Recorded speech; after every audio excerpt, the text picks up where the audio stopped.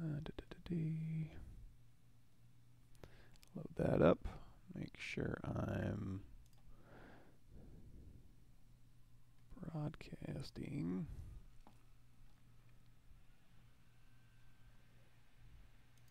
Cool. All right.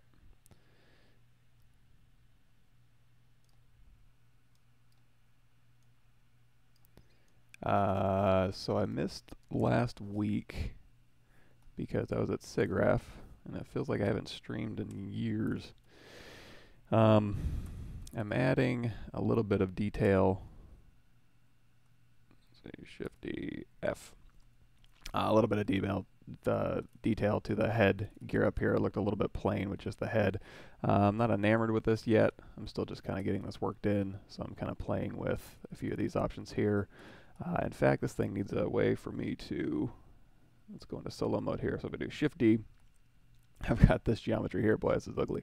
I'm going to go through here, ZModeler. We're going to go to Collapse Edge. I don't have anything prepared today. There's some stuff I need to catch up on, which I can catch up on sometime this week, I think. Let's go ahead, and we have this kind of simplified now. So what I'm going to do is I'm going to give this thing the ability to kind of go inside of this object here. So I'm going to do that with my ZModeler brush. I'm just going to alt tag these things. This is kind of ugly too. Boy, I did not do a very good job. Let's go ahead and collapse this edge as well.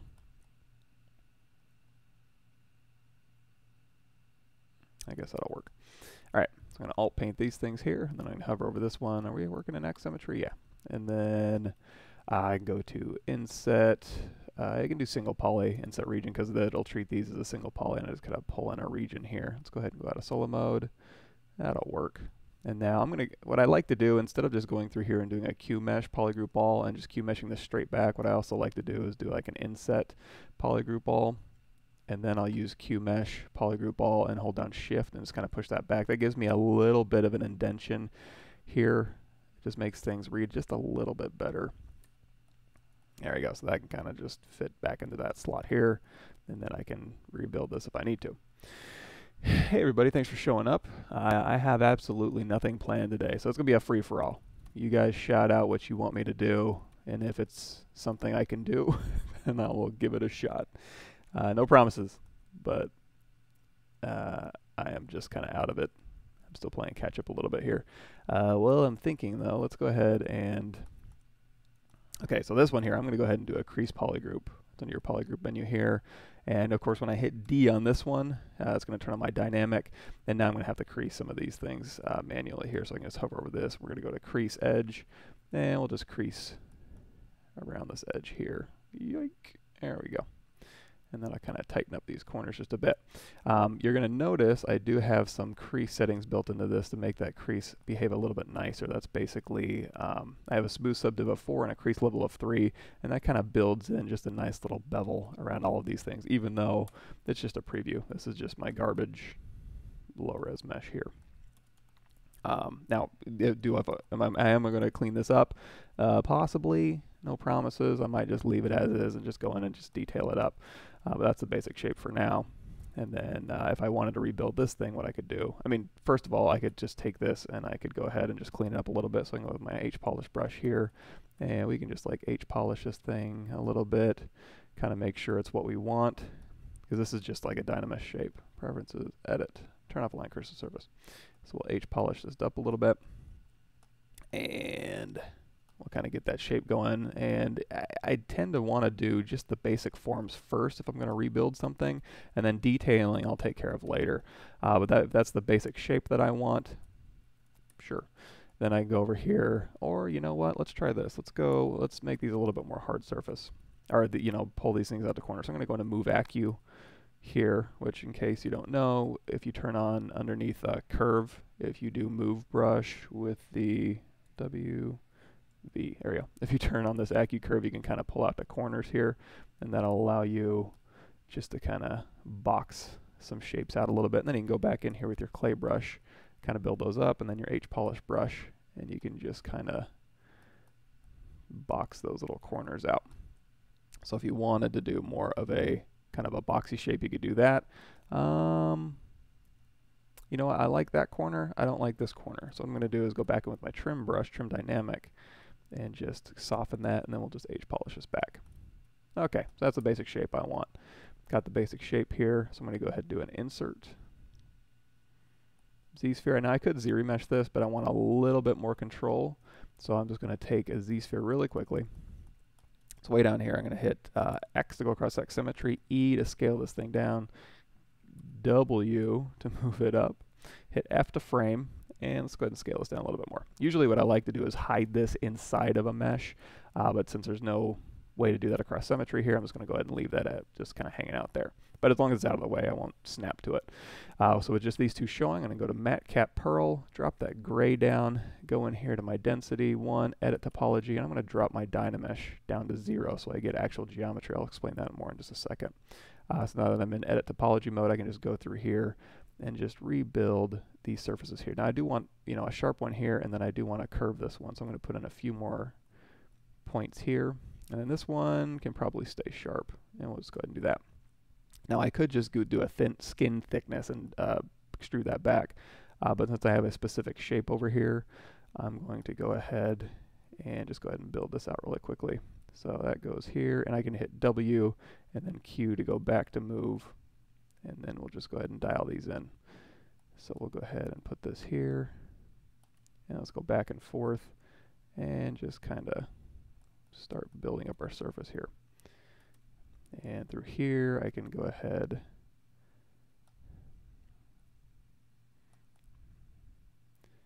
let's go ahead and just put this here, and we'll go here, and we'll go up one, and then over one, and that'll just kind of terminate on the side here. And then this one, I'll just cut straight through. That's just going to give us our basic shape. And then I'm going to go back, over, down, because there's a slight curve in the surface, and I'll just go ahead and go straight through here. And then again, up, over. I'm not overly concerned about, you know, this thing isn't going to really animate. I'm just looking for a little bit nicer shapes and curves, something I can crease. So we'll see if I need to do anything fancier than this. I don't think I'll need to. And then here, we can probably just go straight back. So we'll go here to here, here to here, here to here. And let's see if we can resolve this a little bit better. I'm going to spread these ones out just a bit. And let's go ahead and make a triangle here. I can make a triangle here, and I can cut across here. And again, it's going to smooth probably fine. It's not ideal, but that'll work, I think, for our purposes here. So now when I hit A, it's going to give me an adaptive skin that gives me those actual polygons here. Oops, looks like I missed one here. So let's go out of adaptive skin mode, and let's go ahead and just, you know what, that'll help. Let's go ahead and just cut all the way down here. We'll hold down Alt, delete that, and we'll just cut this straight back. That'll work. And then we can cap that later in ZModeler. So I can go here, A, that's our basic shape here. That'll work fine, I think. You know, and I can, let's simplify this. Gross, gross, gross. Let's just do this.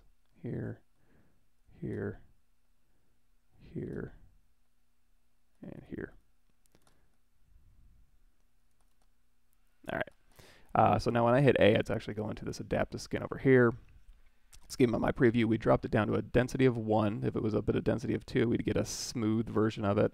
And we also turned DynaMesh resolution down to 0, because if we didn't, and we hit A, it would give us a DynaMesh version of it. So no DynaMesh, density of 1. That gives us our actual mesh, and then we'll make adaptive skin. And then we're going to go in here, and we'll just insert that adaptive skin. We just made that skin ZSphere. We don't need the ZSphere anymore, so we go ahead and just hit delete. And now we have our two meshes. Now this mesh, because we simplified it, it's a little bit smaller than the other one, so I'm going to go to my Deformation Inflate menu, and we'll do an inflate of like 0.5, or maybe 0.75, or maybe 1, or maybe 2.5s. That'll work. So now what I want to do is I'll take this shape here, go into solo mode, and I'll say, okay, this is the shape I want to match. So I'll do a Shift S and Shift S just to kind of make sure I'm going to match this here. And then while I'm in solo mode, I can go through here and I'll do like a crease tolerance, hit D to dynamically subdivide, and I'll just go through here and go, you need to be creased. And I think that's it. I think that was what I was looking for. Sharp, sharp, sharp, and it went ahead and closed that bottom area for me. And I think that's what I was going for. Now, again, this is super duper sharp, so what I'm going to do is do a crease level of like 3 and a smooth subdiv of 4. And now when I do a subdiv, it'll give me just a little bit more of a transition on those edges here. And so I've got those shapes here. I don't need my original mesh, so we can go ahead and delete that. And now I can hold down Shift, bring everything back, clear my canvas, go back to matcap, and there we go. We got a little nicer shape here that we can go through and do a little more nicer ZModeler-y stuff to it. Okay. Let's see, we got a question. The last, let's see, in 4R8, the edge extrusion with the move tool is now Control-Alt instead of Control-Shift. Let me see. Edge extrusion with the move tool. So that would be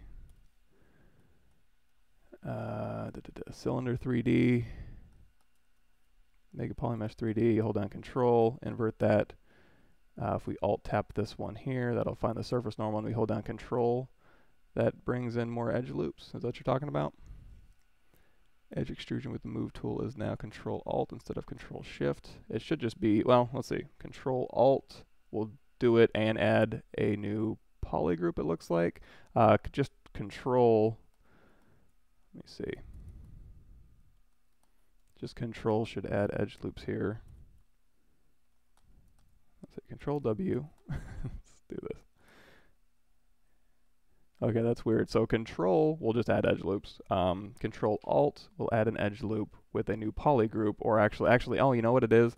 Okay, that's right. So if you do Control-Alt and drag, so we go to Brush, Insert, and let's just go to my menu here. So if we insert a sphere, let's go ahead and make this DynaMesh. So we'll go ahead and DynaMesh this at a slightly lower resolution. So we get a DynaMesh in here. If I hold down, if I just insert a mesh like so, that'll make it an additive mesh. If I insert a mesh, let's see, is it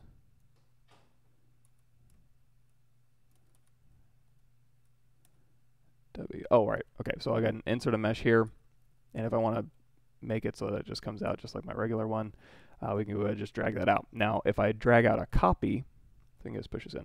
If I drag out a copy here and I hold down Control, it's just going to make a copy of this, and that'll be additive here. If I drag out a mesh and I hold down Control-Alt, it'll drag out a copy, but it'll be subtractive mesh. So that's the shortcut for that. So apparently, if we go back to just our regular cylinder here, that also translates to transpose modeling. So if I hold down Control, it'll drag out an edge ring. If I hold down Control-Alt, it'll drag out an edge ring with a subtractive mesh polygroup here. There are some limitations to this in particular here. So if we go, if I hit Y, I can do, I can go into my ZModeler, or my ZModeler, go from my gizmo to my transpose, and now with transpose I can actually hold down Control and bring in edge rings, and then W to go back to move, and then just pull that back, and then go back to scale and bring that in, and then W will go back to,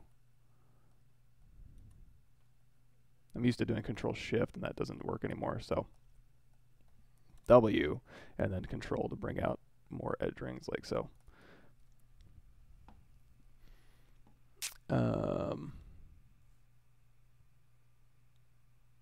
Yeah, so support loops while extruding with transpose modeling. Yeah, so it's this Control. Control-Alt will do it, but it'll add a subtractive mesh here.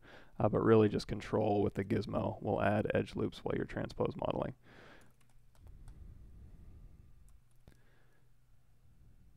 And then if you want more control, or if you want more options, go from your gizmo to your transpose line, and that'll give you a few more options as far as like going into your scale and bringing in edge rings as opposed to just adding edge rings vertically. Hey buddy, thanks for showing up. Possible to use the ZRepeat plugin to duplicate subtool, ZRemesh, duplicate, repeat on the next subtool. Duplicate subtool, ZRemesh the duplicate, and then go on to the next subtool. Yeah, I'm sure that's possible. I mean, having it step through the different subtools might be a little bit fancier. I'm trying to remember off the top of my head if there's a... I think there was an Ask ZBrush video or something that's tickling the back of my head. I'd have to look that up as far as like having to like step through.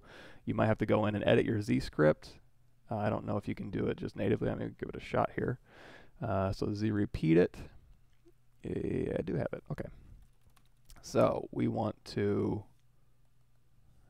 have a bunch of subtools in here, and we got this one subtool, and I want to duplicate the subtool. ZRemesh the duplicate.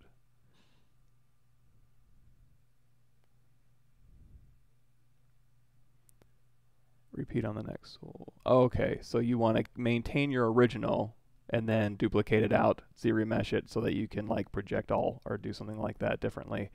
So it would be make it, ZRemesh it, and then select the next one, ZRemesh it, select the next one, ZRemesh it. Okay, yeah, I'm not sure. Let's try. So I've got this one here. Let me go ahead and save this since I rebuild our cat ears. And let's just take these top three here.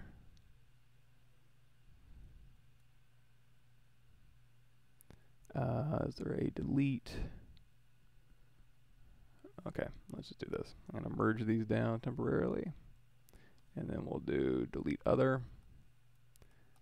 And then we'll do a split to similar parts. And then we'll do a delete my undos. So I've got this here, and let's go ahead and let's just DynaMesh all these things.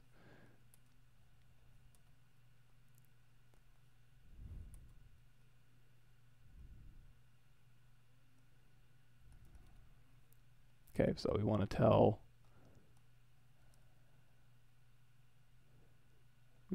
Z repeat it to record new, and then we want to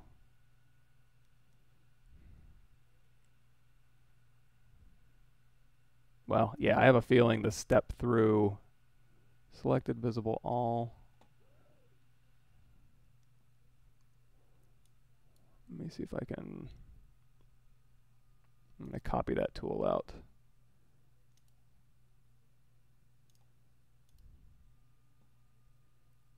So we've got two. So this will be our working one here.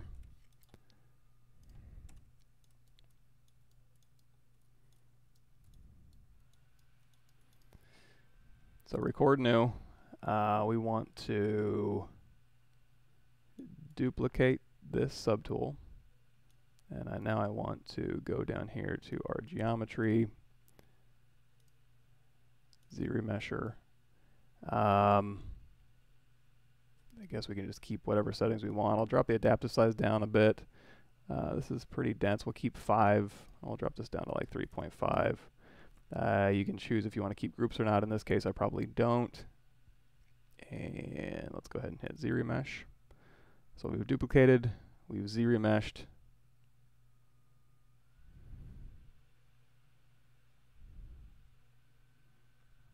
Cool. And if you wanted to also, you might as well throw in a project.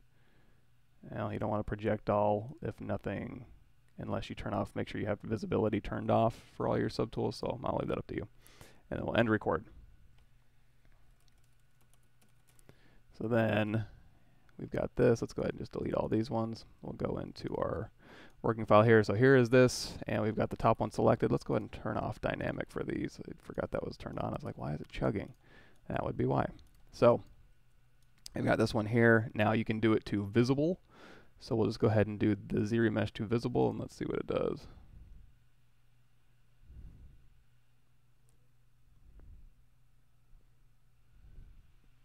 And again, this is just the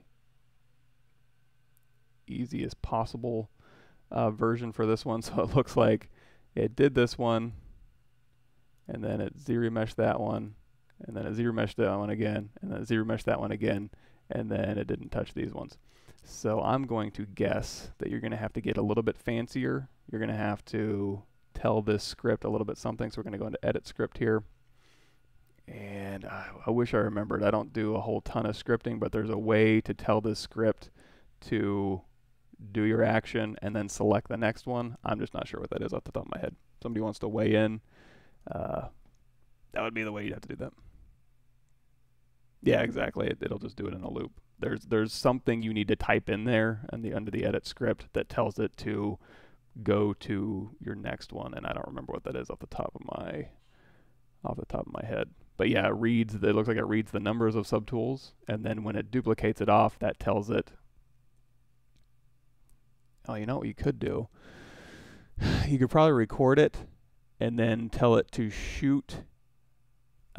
After you've duplicated it off and you've ZRemeshed it, to hold down shift and just shoot it to the bottom of your stack. And then when it goes to the next one, it'll just keep shooting them to the bottom of the stack. And then by the time it's done, okay, we can try that. I mean, it's not a perfect solution, but we'll see if that gives us a workaround here without having to go in and edit that. So let's go ahead and we'll go ahead and copy this tool. And we'll go ahead and paste that tool. So now we've got our two working files again. So on this working file here, we can go ahead and delete these two. No, we don't. We want to make sure it shoots to the bottom of the stack here. So we'll take this one.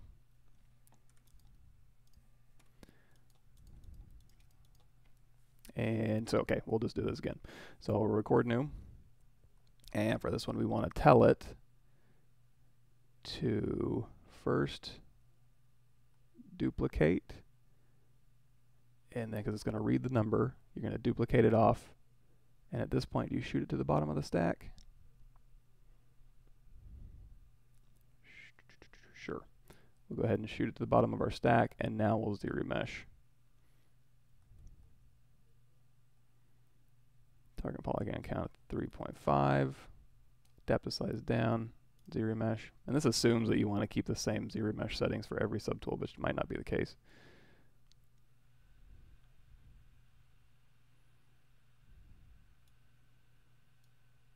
And now we can end record, and we'll call this ZRemesh bottom. Okay, so let's go ahead and delete all these. I'll go back here, and now we'll tell it to run it on visible. So hopefully that reads how many there are, and then by shooting it to the bottom of the stack, when it goes down to next, although if you shoot it down to the bottom of the stack, it might start from that position instead of going back up. Okay, yeah, you'll probably have to find. So we've got this one here, we got this one here, we got this one here, and now this is the ZRemesh, this is the ZRemesh, this is the ZRemesh. Okay, so that did it, but now they're all out of order. Probably not ideal, so not the greatest workaround.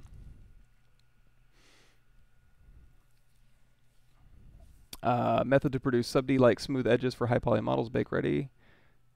R8 live Boolean mesh ready for use as a high poly.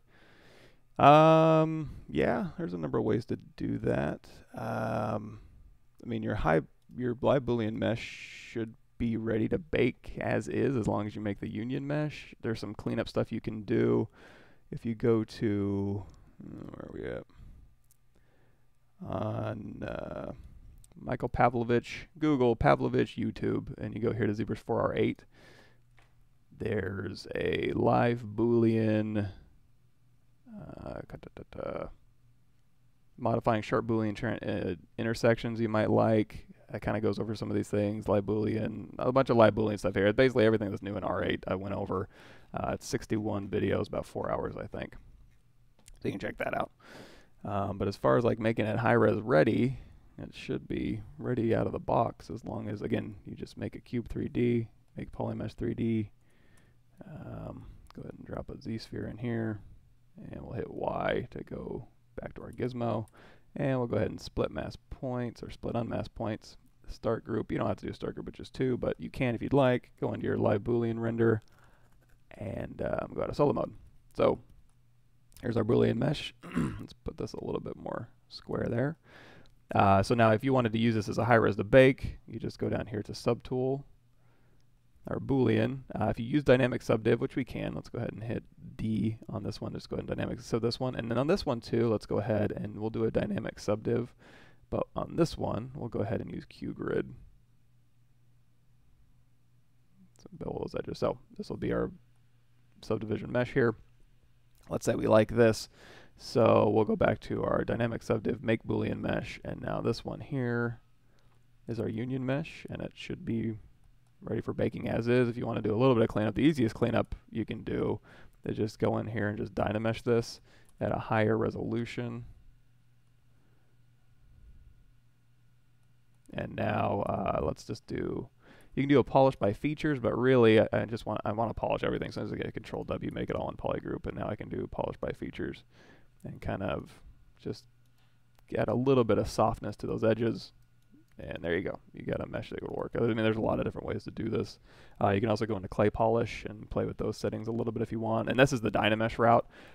You don't have to use the DynaMesh route. Like I said, there's more options available to you on that channel, but it's kind of how much work you want to put in to refine those meshes here. Saw your video on vector 3D displacement. Have you tried using the method to create a clothing seam brush? I haven't yet, but yeah, that would definitely work. There was some of the beta testers that were using, like going to the Marvelous and like wrinkling out some stuff and then using that as a vector displacement to kind of get some really nice, I think it was Paul Liao, to get some really nice stamping on, let me see if I can find that.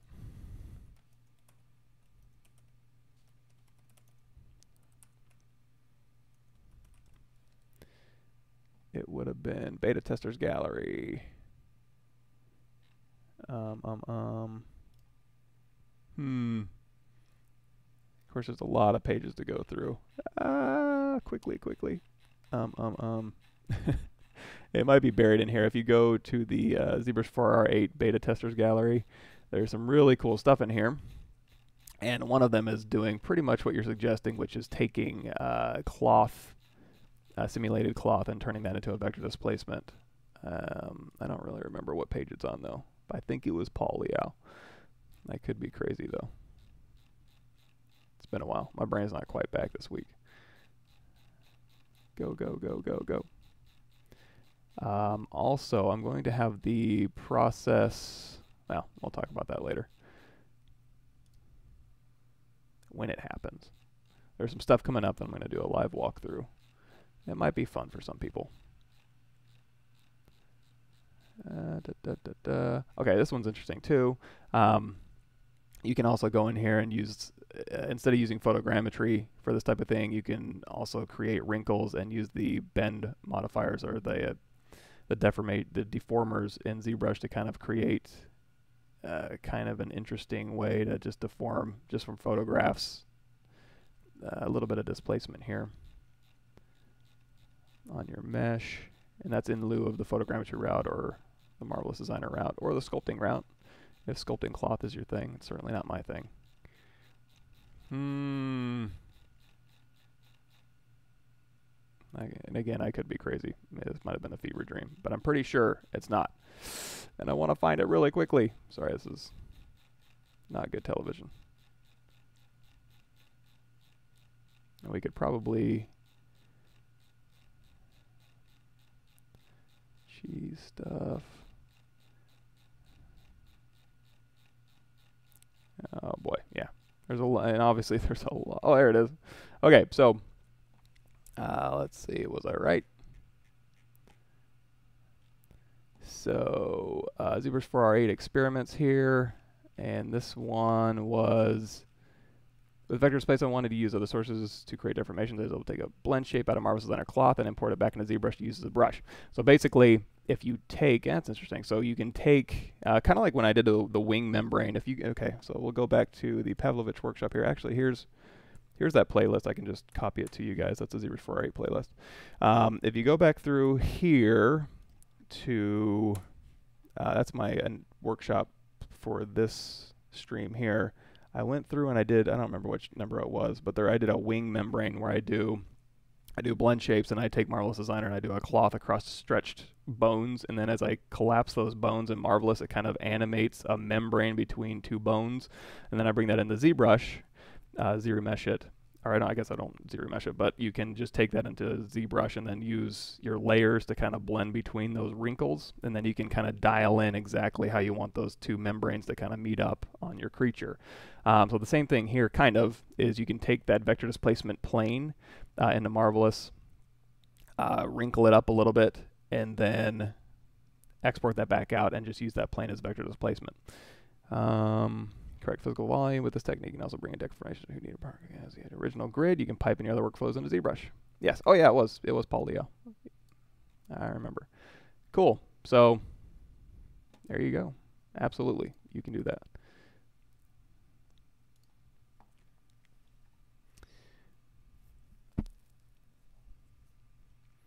After creating the geometry from live Boolean, what's the correct way to ZRemesh it so that the edge won't be wigglish? For this instance, so if you have, you'd probably want to set it up so that you have polygroups to work with here. So in this case here, let's go ahead and we'll do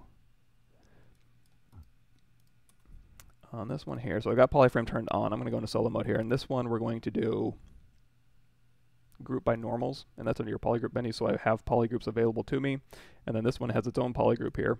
So when I go into my live Boolean render and I say go down here to make Boolean mesh, and that gives me my U mesh here. Now I've got different polygroups to choose from. So if I wanted to ZRemesh this thing, I can use these polygroups here. So I can go here. Let's just do it here. Geometry, ZRemesher. We're going to keep groups, turn smooth groups down to 0.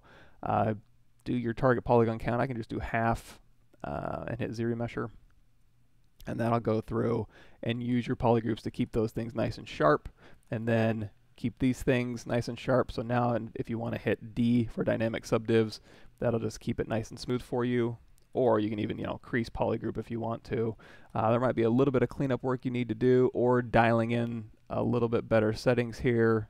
Let's see, we want to do, if you do half and then half again, that might simplify things out just a bit. Or what's another way to do this? Because that's sliced right in there. Let's do same.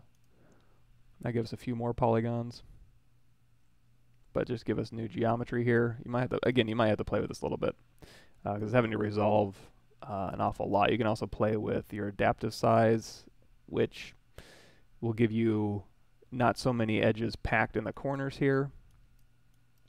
And that one looks like it worked okay. And if you wanted to clean any of these up, you could go ahead and like bridge between these two like so, and it looks like we picked up some extra polygroups right along there on the edges. But again, it might require a little bit of cleanup work, but that's how I would do it, is just make sure you have polygroups for each individual face that you want to maintain that edge, so that you can use those polygroups to dictate where those hard edges are, and then just ZRemesh in between them. My personal opinion. Let's see, what were we doing? Oh yeah, so let's go ahead and let's do initialize here.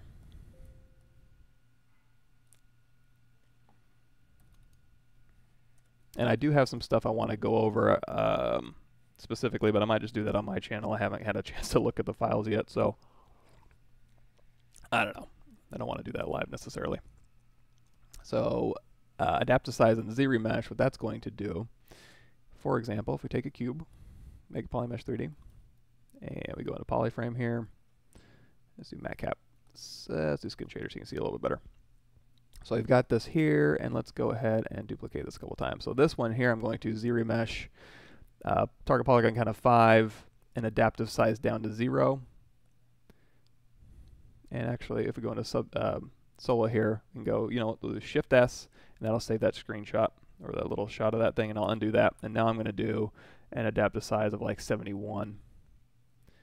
And you're going to see what it does is it kind of packs wherever there's an edge change in your geometry, it's going to pack more edges in there to kind of maintain that edge. So an adaptive size of 0 will default to giving you nice even quads no matter what, and it'll also match your poly count pretty closely. If you tell it 5,000, it'll get you about 5,000. It'll get you like 4,998 or 5,004, but it'll get you well within that range. In this case here, we told it 5,000, but it actually gave me 12,000, so it's going to kind of fudge your numbers a little bit, but it's also going to kind of pack in more edges where it thinks you need it.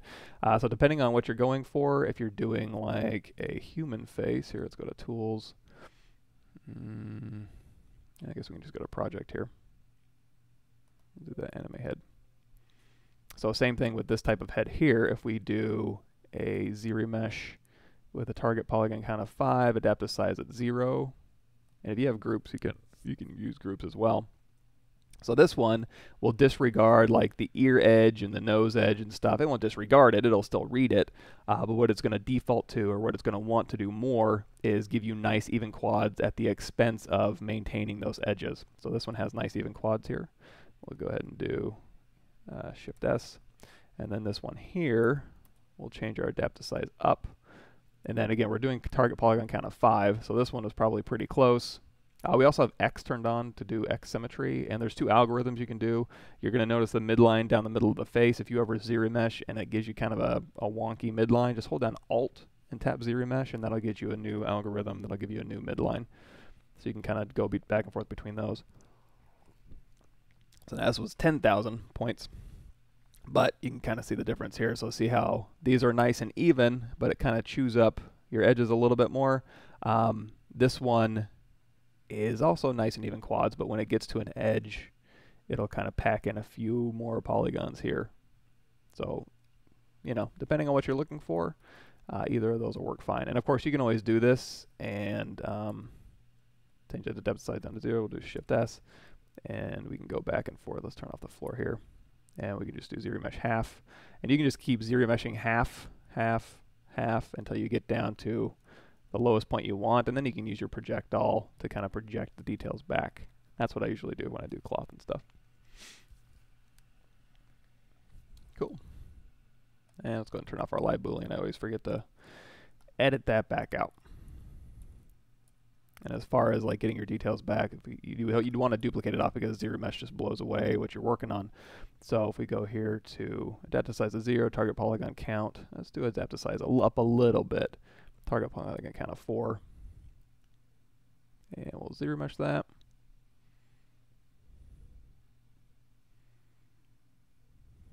Come on. There we go. Now you can decimate as well. I don't know if it does anything behind the scenes, but usually goes pretty fast anyway. So we've got this one here, and now we can just do a subtool projectile, hit Control D, projectile, Control D, projectile, and by Control D all I'm doing is just adding subdivisions here. So if I go into solo mode here, here's our new topology, here's our old DynaMesh topology. They look the exact same, don't need the old one anymore, and now I have new topology that I can step down through subdivisions here, and I can make my big sculpting changes here, and it just gives me a slightly nicer mesh to kind of sculpt with a little bit. And then again, I can step up through the subdivisions here as I'm working, so at least you'll have those available to you. It gives you a little bit more predictability when you're smoothing here, maybe. So once you have your thing blocked out with ZRemesher, the next thing I would want to do is, or once you got it blocked out with DynaMesh, go ahead and just use ZRemesher to get you new topology. Now, there's a lot of different ways to control your topology with the ZRemesher curves and stuff like that. So again, it's just a little bit, or poly painting to control the density of that. It's kind of up to you how much work you want to put in. It's not a lot of work though. It's just a little bit. But at least you don't lose anything. Let's round that nose out just a little bit.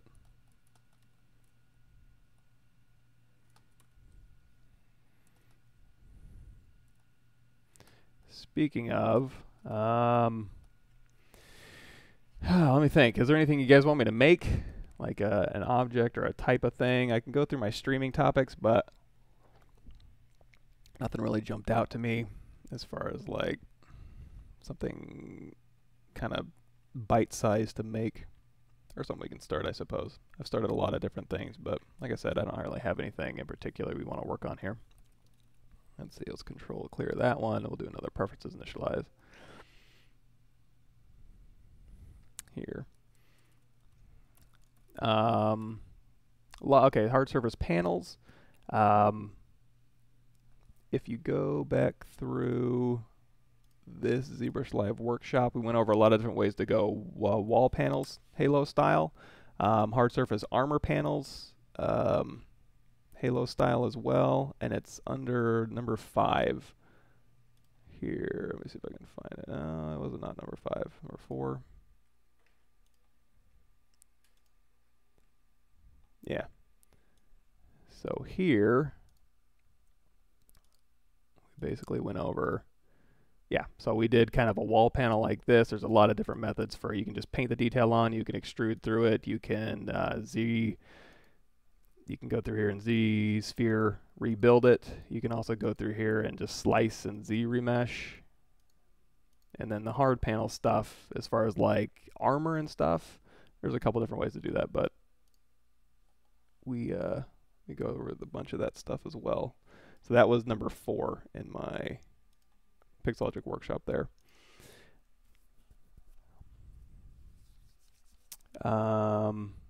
The retopo, so if a simple character from 0 to retopo is basically what I just did, is going through and just doing ZRemesh. You can also do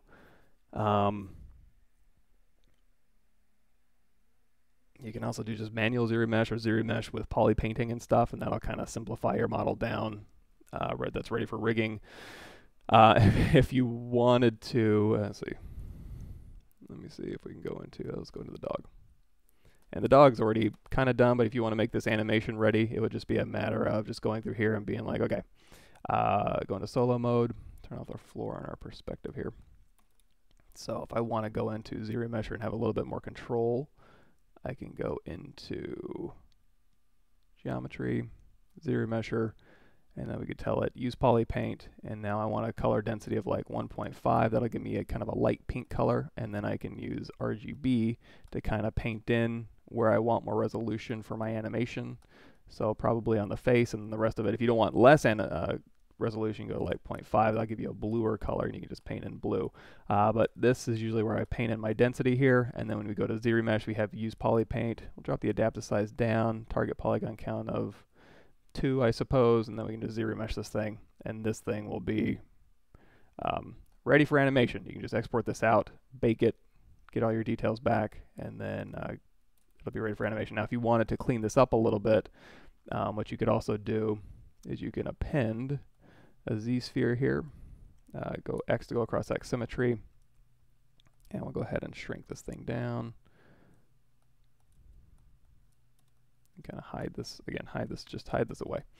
And then what we can do with the ZSphere here is we can go to topology and we can select the topology. So we're going to take this one and we're going to clone it out, and then we're going to grab the ZSphere, and then we're going to go to topology. We're going to select that cloned geometry here, and now we've got all those points available to us. I'm going to control drag, control shift tap to make sure I don't have anything masked on here, anything not showing, which normally it's fine, but just in case, go into edit topology mode. And then we'll go back to our matte cap, dark gray, turn off polyframe, turn off transparency. And now we have this available to us if you wanted to do any small cleanup around the object here, like if you wanted to go into move brush and kind of move these points around, or go into Q and alt tap these areas and redraw any points. You can kind of go through here and redraw whatever you'd like. And you can also go through here and redraw points around here if you want to kind of cut in an extra edge loop here, and then we can just move these around. And now once you're happy with that, you can hit A, and that's going to give you by default an adaptive skin that has DynaMesh, so DynaMesh down to 0, density down to 1. And now when you hit A, it'll give you your actual geometry, your real geometry that you made, and then you can just go ahead and hit make adaptive skin, append that skin ZSphere here. And there you go. Got your cleaned up mesh ready for baking and animation. Blends, how was SIGGRAPH? It was really cool. I got to play with some very expensive toys while I was there. The new AMD Threadripper is what I played with mostly, just kind of checking out their rendering, and obviously rendering with the multi-cores and stuff is really nice. Also should be good for ZBrush too, so when I get my Threadripper system, we'll go over how things work and if things work and all the things that work that I use whenever I get one of those things, which will be soon, I hope. Why retopo with ZSphere instead of TopoGun or Maya? Just because I'm in here and I didn't have to export anything. In order for me to go into Maya, I'd use either GoZ or just export this as an FBX or an OBJ. Same thing with TopoGun, same thing with Moto, same thing with Max, same thing with 3D Code or whatever you want to use to retopologize. For me, retopologizing is just one of those kind of Zen state things where you just go in and just retopologize. So like I said, just because while I'm in here, and I didn't have X turned on when I guess maybe I did. Let me see, ZRemesh. Let's do half. It should give me a midline here. Do same. Okay. Oh, well, we'll speak of that. We'll talk about that midline. I'm not sure on my original if I had that X turned on. You know what? I probably didn't. Yeah, X is turned off for this original one, so that's why I didn't go. By X, I just mean transform, activate symmetry across the X. So now this one, we can talk about this a little bit. So we can do Shift S on this one. And now we'll ZRemesh this thing with the same amount of polygons, adapt the size up, and we'll hit ZRemesh. And then we'll do Shift S, and then I'll undo that one, and now we'll do ZRemesh holding down Alt. Is it going to let me do, oh, you know what? It won't let me do it with the custom menu, I guess. Let's see, Tool. So now this one, we'll go down here to ZRemesh, hold down Alt and tap ZRemesher, and that'll give you a slightly different result. Not super apparent between this on this particular model here, but you can see where the nose kind of goes up like here. This one, it just kind of goes around. So they're just two very slightly different algorithms for a different midline in here. You can kind of see down here on the chest actually where it kind of goes up and around, and this one just kind of goes straight across and down. You can kind of see right here where the bigger difference is. So play with those two different ones for whatever result you're looking for. When I'm using ZModeler, edge close, convex hold, and make a cylinder top cap hold. Why it's not working properly when the cylinder edge is too much. Oh yeah, that I don't know why. I guess best practices would be, for example, make Polymesh 3D, and then I go ahead and delete hidden, geometry, modify topology, delete hidden. We'll go to close, convex hole, and normally with the interactive elevation chosen, which is on interactive curvature, interactive resolution, you're usually able to pull out and up, but it won't do it over a certain threshold here. So in this case, what I can do is I can hit, well, let's go, I'm going to go to my custom menu here, and I've got cylinders here that go like cylinder 8, 12, 16, and 32. So I can hit W to bring up my gizmo, and now I can just swap this thing out with a different cylinder. So if I go to cylinder 16, for example, and I go ahead and chop this end off here, and then we go to close convex hole, now we can do the whole curvature thing. So as far as why it does that, I don't know. It must be a limitation of something.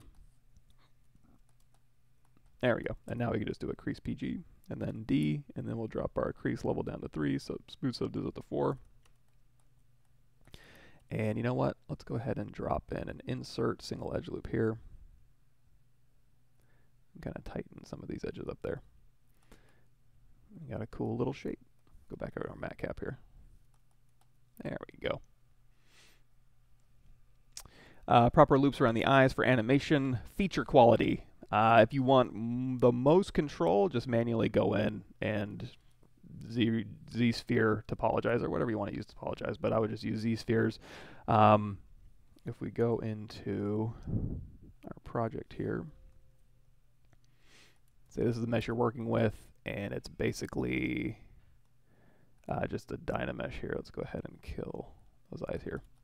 So if this is just a working mesh you're working on, like so, and we'll go ahead and polish this out just a bit. And you don't have any topology here, you just manually go in and just draw around the eyes, or you can try ZRemeshing with curves, which if you go down here, You're going to have a curve strength. That would be BZ. ZRemesher guides here, and then you can go and you're like, I want the curve to follow this and this and this. Then it'll go ahead and just use those as guides. So while you're ZRemeshing, it's going to put the edge loops where you want them. Curve strength up to 100 is going to follow those curves exactly. Curve strength down to 0, it's not really going to take them into a consideration, so you can kind of dial between those. You can also use polygroups to do that here. So where you have keep groups, you can smooth between your groups if you want to on an organic model. But if you did want to do a specific group here, you could just go through here and say, I mean, I would use that more on hard surface stuff, but I guess in a pinch you could just make that a polygroup here, and I would go ahead and just polish that edge down just a little bit. So now at this one, it will treat these polygroup edges as if they were curves. So you can kind of use polygroups instead of curves, or polygroups with curves. You can use them both. You can also go in here and use the polypaint to make your final mesh as well. However, let's see, adaptive size down a little bit, and we get let's duplicate this one off, and we go to ZRemesh, half target polygon count of 5, sure. But without, I have keep groups turned on, but I don't have any polygroups here, so I'll just disregard them. I hit Control W to get rid of them. When you're done with this one, again, you can go through and clean it up. What I usually do is I'll ZRemesh, and then I'll just delete around the eyes and nose, I'm sorry, the eyes, nose, and mouth here. If it didn't give me the topology that I wanted exactly, I would just go through and just delete these things out, redraw them, and connect them back up, and I'm done. It gives me topology that I don't really care about for the rest of the face, or that doesn't really matter because it's not going to be animating that much. This stuff is usually fine. We can also go down here to half.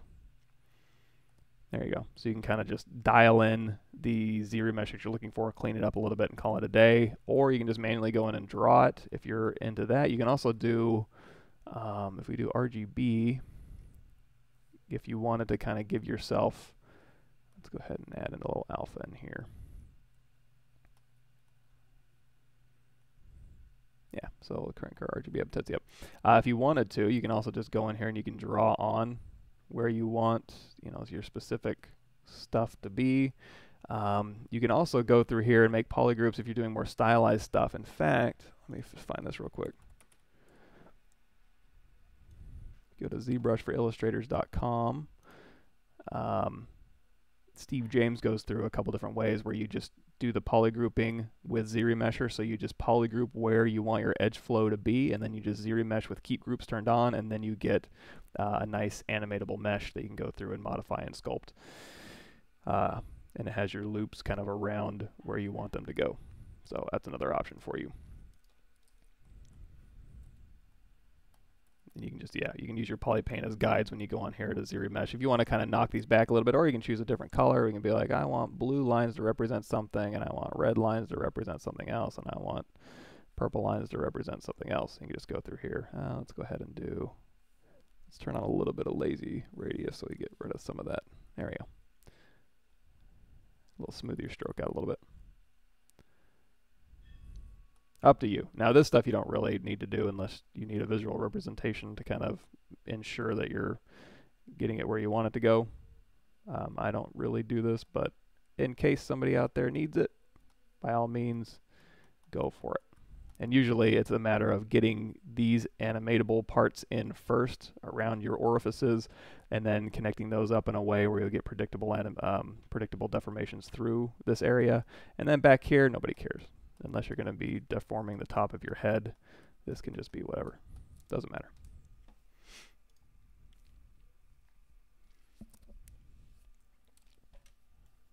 Cool. Thanks for showing up, everybody. So, I mean, yeah, that could be a bullet. Let's do that really quick. So, do we still have that thing? So, now again, this one's not going to give us the rounded result that we want. So, let's go ahead and hit Make Polymesh 3D, W. There we go. And we'll do a cylinder 16 here. So to turn this into a bullet, let's go ahead and hold on Control Shift, and then we'll go ahead and delete hidden, and then we'll do close convex hole. We'll kind of put that out here. Let me just make sure I know what a bullet looks like. You think I'd know by now. One of the things that I don't make a lot, I do weapons, but I don't do a terrible amount of bullets because usually They're not usually visible on there. So now in order to make this a bullet, we need a kind of a casing around here. So what I'm going to do is I'm going to go ahead and hit Control W, isolate all this. We'll hit Control W on this back part here, and then we'll go ahead and do a crease polygroup, and then hit D. And then for this one too, I'm going to do a smooth subdiv of 4 and a crease level of 3. And that'll kind of give us our little lead end there. So now to put this into something, what I'm going to do is I'm going to duplicate this thing off.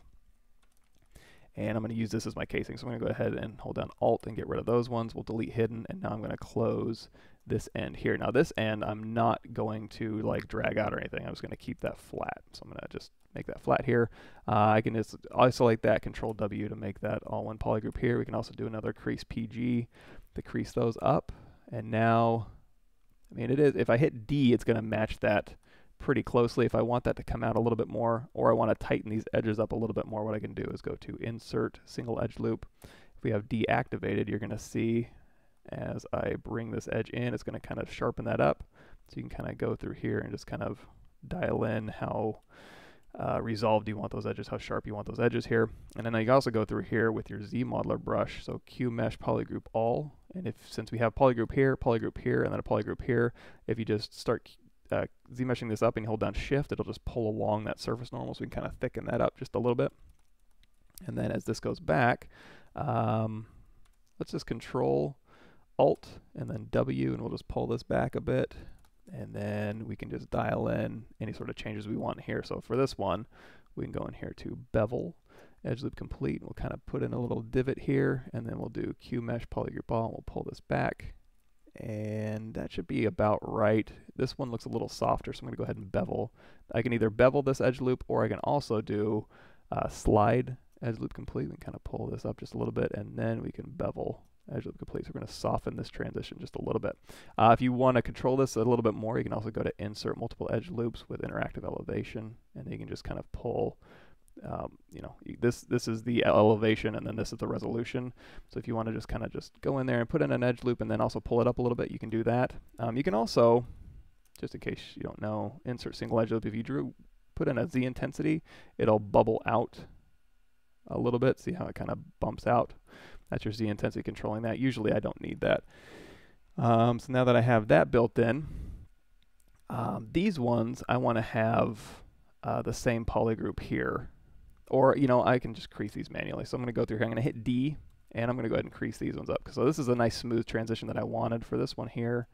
We can just hover over that edge, do Shift D to get out of there. We'll go to Crease, Edge Loop Complete. We'll go Crease, Crease. That's already creased. So there we go. So that'll be the softer edge. This will be the harsher edge. And if you don't want that straight back, which I usually don't want it straight back, I want to do just a slight slide edge loop complete. And we'll just kind of push that back just a little bit here. There we go.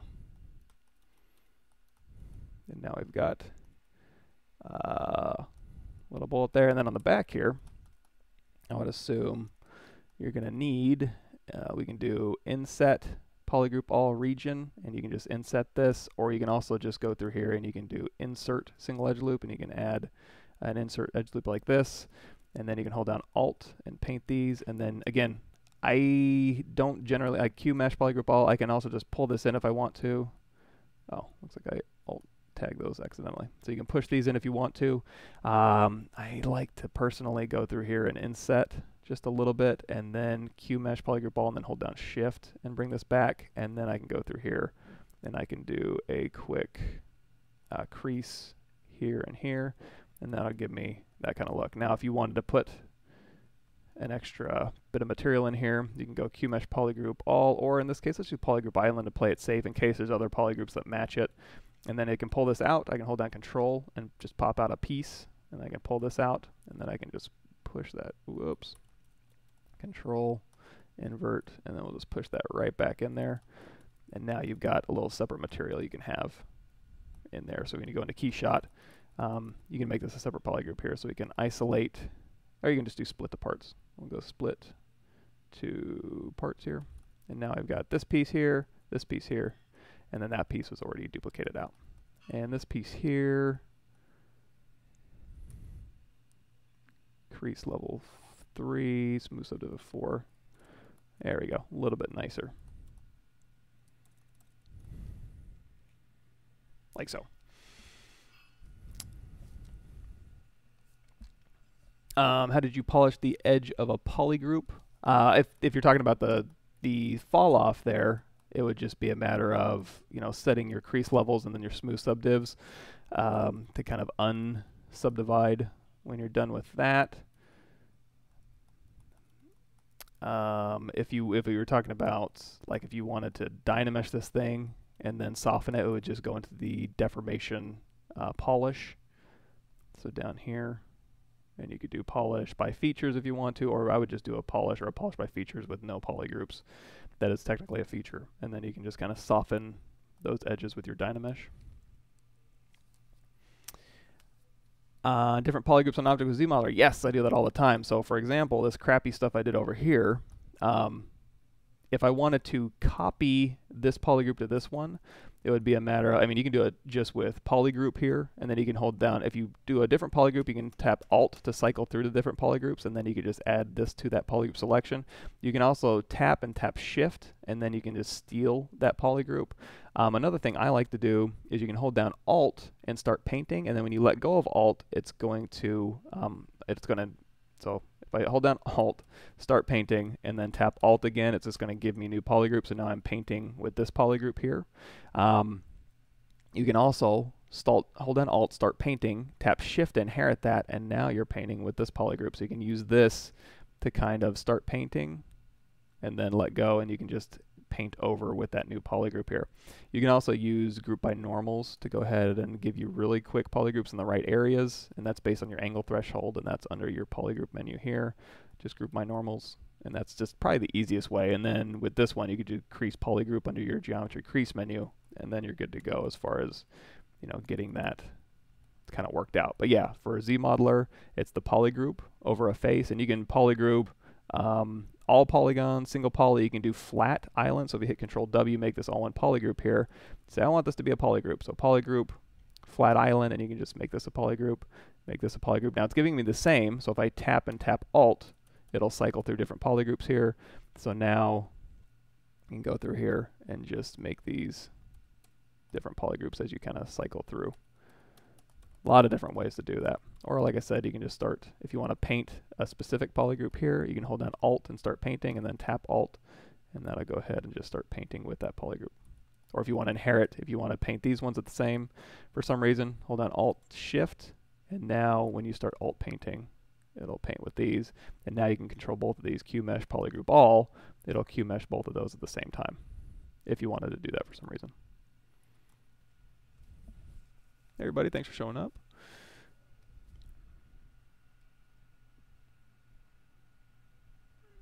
Organic remesh, mask, polygroup, smooth polygroup, edge.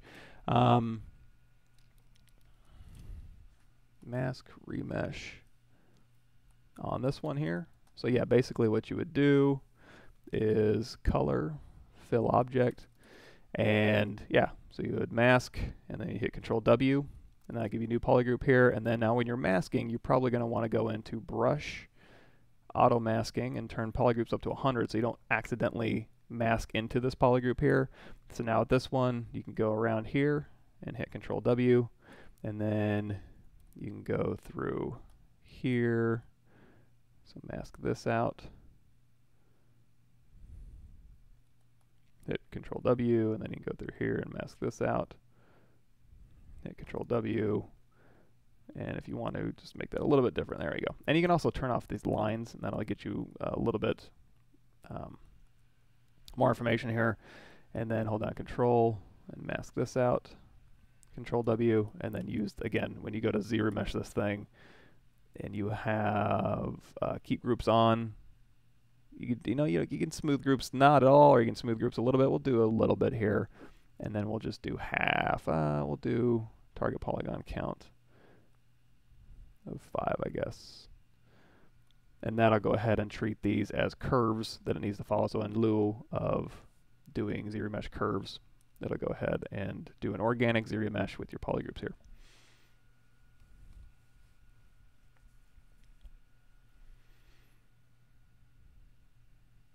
Wait for it. There we go. And you might need to do a little bit of cleanup here. Or, you know, Again, you can go through here with your ZModeler brush, hold down Alt, Shift, and then just paint those back in, or go in here with your polygroup, single, Shift, and then paint that one. And then if we do half, keep groups, there you go. So it'll maintain those polygroups that we had painted in there.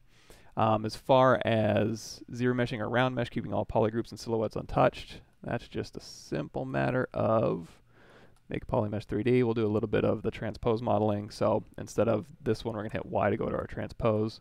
Then we'll go ahead and we'll go Control Shift up, and then we'll do E, which is scale, and we'll go Control in, and then W, Control down. Oops, Control Shift down. And now I'm going to do a quick group by normals. And let's say we want to increase polygroup, dynamic, apply, DynaMesh this thing. Okay, so we've got this thing all DynaMeshed, and we're just going to do whatever we want. But because we have those polygroups here, all we got to do is go down here to ZRemesher, keep groups, smooth groups down to 0, target polygon count of 5. If you want nice even quads, drop that adaptive size down to 0, and then just ZRemesh. So if you did have round shapes that you want to ZRemesh that are hard surface, just make sure you have polygroups, and that'll tell ZRemesh how to maintain those edges here. Oops, let's go ahead and polish these edges a little bit. I have a macro that will go through and polish your polygroup borders here, so I'll get them a little bit smoother.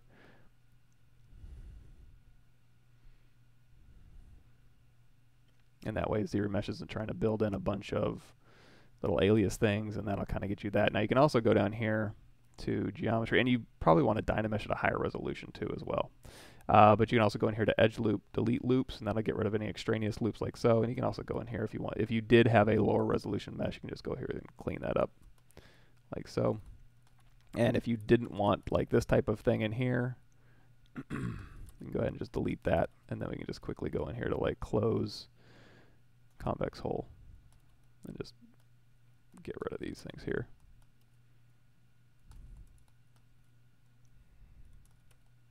There you go. Something like that. Yeah, I did polish the polygroup mask lips on the organic human face. You're right. I mean, if it's organic, then keeping your polygroups, having it smooth your polygroups a little bit probably isn't a bad thing. Hey everybody, thanks for showing up. When should I use edge loop group loops? If you're doing stuff like, let's see, sphere, make polymesh 3D. So one I like to use, if you hold down Control, let's go ahead and reset our brushes. Brush, reset all.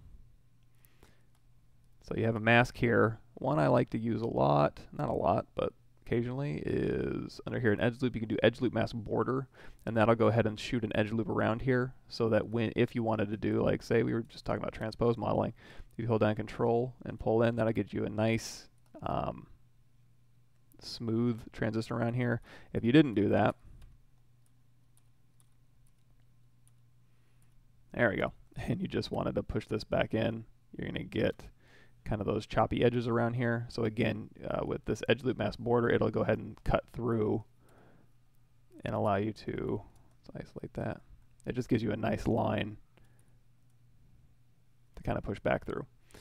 Now the same thing could be said for groups loops. It's just it's like edge loop mask border, only so edge loop mask border will take your mask and cut slice an edge around where your mask is, and that's also in lieu of just actually going in here and using like, oops, slice, right? You can also use group loops here. If you change it down to group loops of 1, and you have polish turned on, it'll go ahead and, well, this needs to be a polygroup first, so hit Control W, and then we can do groups loops, and that'll just add a single loop and kind of cut that in there, and also polish it a little bit as well. If you want to polish this even more, you can go through here and you can do polish by features, and that'll just go ahead and smooth those lines out for you. And now when you go through here, that'll push that in a nice and clean edge here. And now we can go in here with ZModeler. We can go insert single edge loop. We can hold down Alt and get rid of that one, and then we can go through here and like bevel here, and then we can do like a crease polygroup here, and then hit D, and now we can kind of get that look. So you can use group loops, and panel loops is a different thing. If you wanted to use panel loops, I would use you can just use the panel loops however you'd like. So if you go through here and you do, like a slice and a slice, and then you can use panel loops to kind of make these different meshes and then play with like the thickness and stuff. I would also use the panel loop presets that's available on Pixelogic's download. We talked about it week before last because I wasn't here last week. So the panel loop presets here, you can say, I want the panel loops to look like this, and you can just dial that in, yes, and now you have these separate panels here. And if you don't like those, you can hit Control Z, and then it keeps your panel information here, so you can like dial in the thickness and then do panel loops, or push the polish down a little bit, or change the profile of your curve a little bit, and then it'll go ahead and give you whatever panels you're looking for.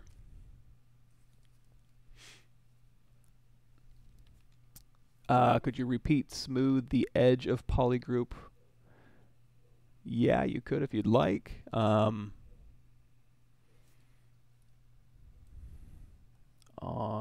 mean, this one here too, if you go in here to solo, you can manually polish these edge loop borders. You can isolate them, and you can just do like a polish by features, and you can polish those edges out manually. You can also go through here.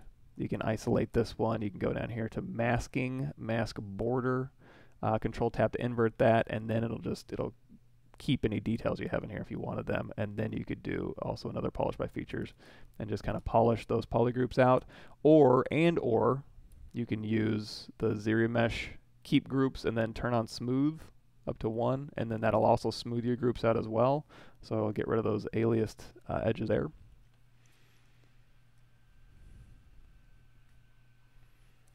There is, getting a headache. Was not ready this morning. And that'll go ahead and so let's see how this is smooth. That's just the keep groups doing its smoothing stuff. Cool, so is it possible to assign a hotkey for solo? Now there is a hotkey. I mean, I suppose you could hold down Control Alt and tap, and then you could assign a hotkey to solo.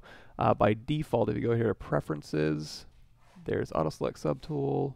Here's Allow Click to Solo. So you're going to see if you turn that on, the solo button will activate when the left mouse button is clicked in the document. So if you have a bunch of subtools here,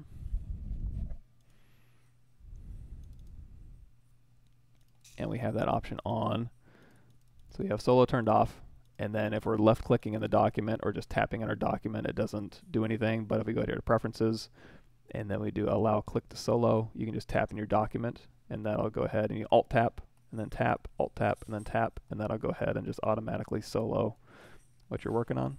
I tap in my document too much for that to be useful for me, but you might find it useful. But like I said, you could also hold down like Control Alt Tab and maybe assign that to like Alt, say Alt N, and then just assign that to whatever hotkey combination you'd like. So yes, a couple different ways.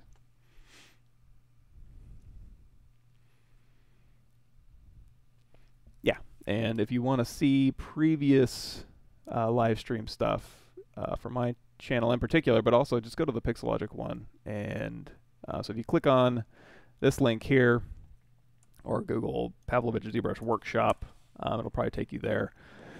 That's on the Pixelogic channel, and if you just click on the Pixelogic page on that link, it'll take you to all the other Pixelogic stuff they have, and there's a lot of just live streamers on there as well.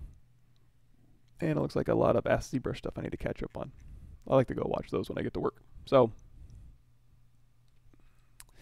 I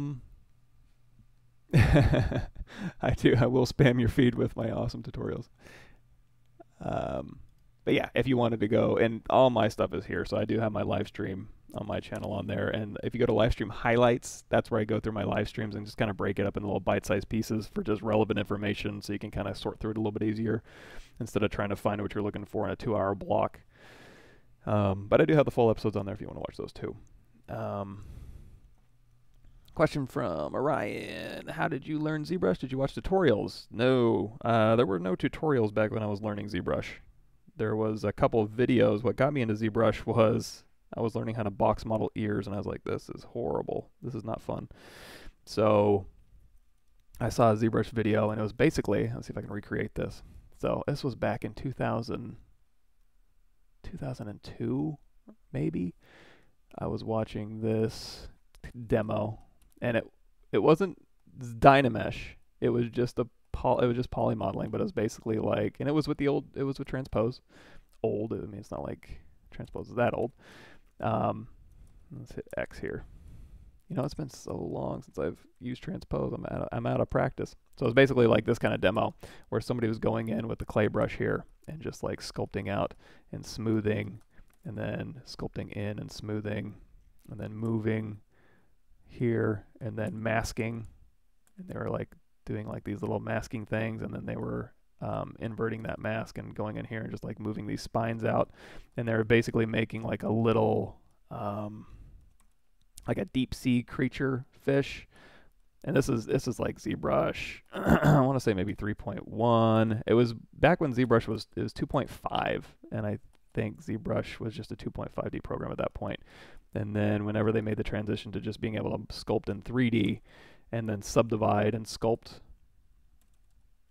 that was what sold me. So I was at Ringling at the time, box modeling, and then I saw that. I was like, oh, that's so cool. So really for me, learning ZBrush was reading the help docs and going through, because this was before there were ZBrush tutorials, video tutorials.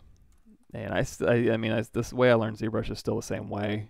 But nowadays it's like, it is a lot easier. Like I can watch Paul Gabry, Joseph Drust, and the other Pixelogic streamers and just go through and see if there's any new techniques I need to know. Because that's a lot of things too, is I can know what the tools are, and it's pretty self-explanatory, like, oh, I use this tool to do this, but there are a lot of workflows out there, and people use these tools to do really amazing things that I wouldn't necessarily think to use those tools in that specific way. So what excites me a little bit more about ZBrush isn't necessarily, I mean, it is exciting, these new tools that they have and how to use them, but also how other people use them in their workflows for like elegant solutions to technical problems. So that was, and their deep sea anglerfish was way cooler than this one. This is like a little happy little fish, but it was the same basic idea where they were just using a lot of resolution and their move brush and their smooth brush and their sculpting brush to just kind of create this thing. Now, of course, there's a million different tools and DynaMesh and hard surface brushes and stuff, but this was way back before then. This was back when it was clay brush, standard brush, move brush, 2.5D brushes. All that good stuff. And then I did my older stuff with my E3D videos. I did those ZBrush videos a long time ago. Something like that. But now we have stuff like vector displacement, where I can just go like B, chisel, creature, and then we can just put in all sorts of scales in here. And you can also, so you can drag them out individually if you want to, but I would probably do with this one. You can, and you can do drag dot if you want to make them all the same size.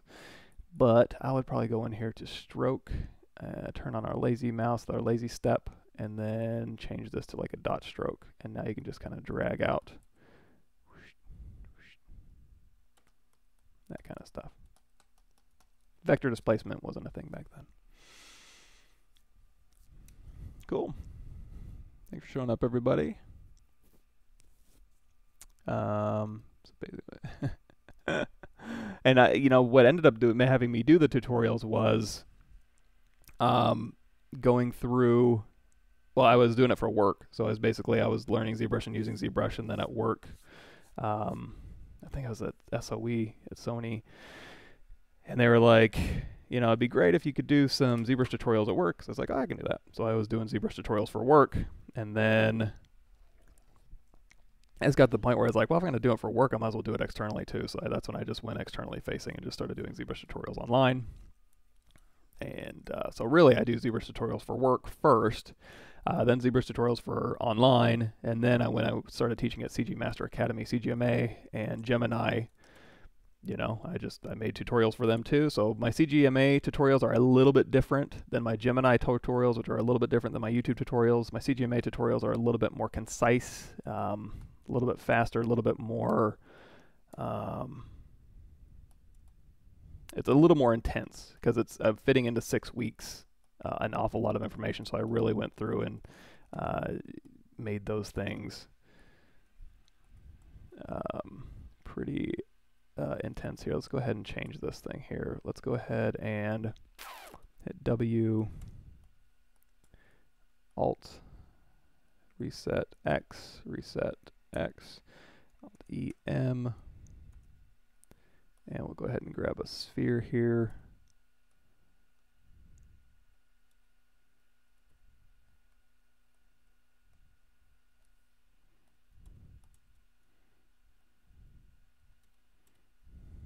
Oh, you know what? So I need to delete lower. There we go.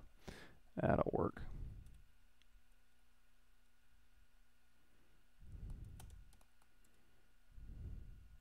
Scale this down a little bit, push this out, and I'm just going to go ahead and DynaMesh this one.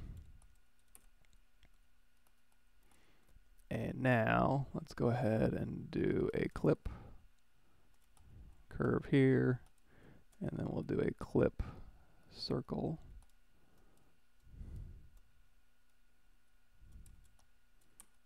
Make sure those don't overlap. There we go. That'll work. And oh, you know what might be better is if I use a trim. Let's do trim circle. Let's see if that'll play nice. Trim curve, trim circle. So now this one will hopefully, yeah, that'll go ahead and, it's basically doing a slice and fill, so that'll get rid of all those little straggly things. And now I can go through here, and I'm just going to do a quick polish by features, close circle, and just kind of polish that up. And then we'll go ahead and clip this back just a bit. Perfect. We'll DynaMesh that up. Resolution is a little bit higher.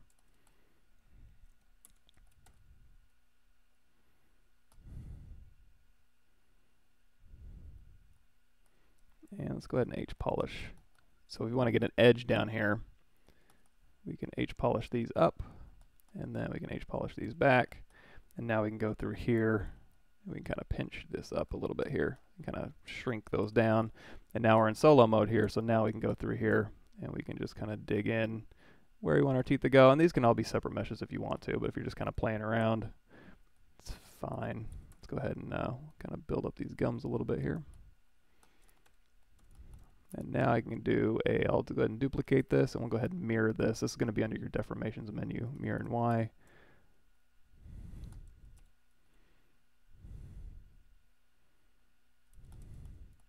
And we can go ahead and scale this in just a bit here. And I'm going to change his face just a bit to kind of match that. Ah, beautiful. Now this eyeball, I'm going to go ahead and have that be a separate mesh as well. So we'll kind of dig in where we want that eyeball to go. And then we'll go back to our menu here, and we'll just drop in some spheres. Now these spheres came in flat because my Z intensity is down to 25. So drop in some spheres, move these back, and then we'll go ahead and split mass points here, and we'll hit D. And if you wanted to ZModeler some of this here, we can go ahead and, you know what, let's just go ahead and bevel this edge loop here, and then we'll go ahead and QMesh polygroup all. And you know what, let's do inset first. Inset here, and then QMesh, and we'll just push this back just a little bit. There we go. And now we'll do a crease PG, dynamic, and then we'll smooth this one 3, crease level of 2. Kind of soften that a little bit. And now, of course, I need to build up some of them brows. Beautiful.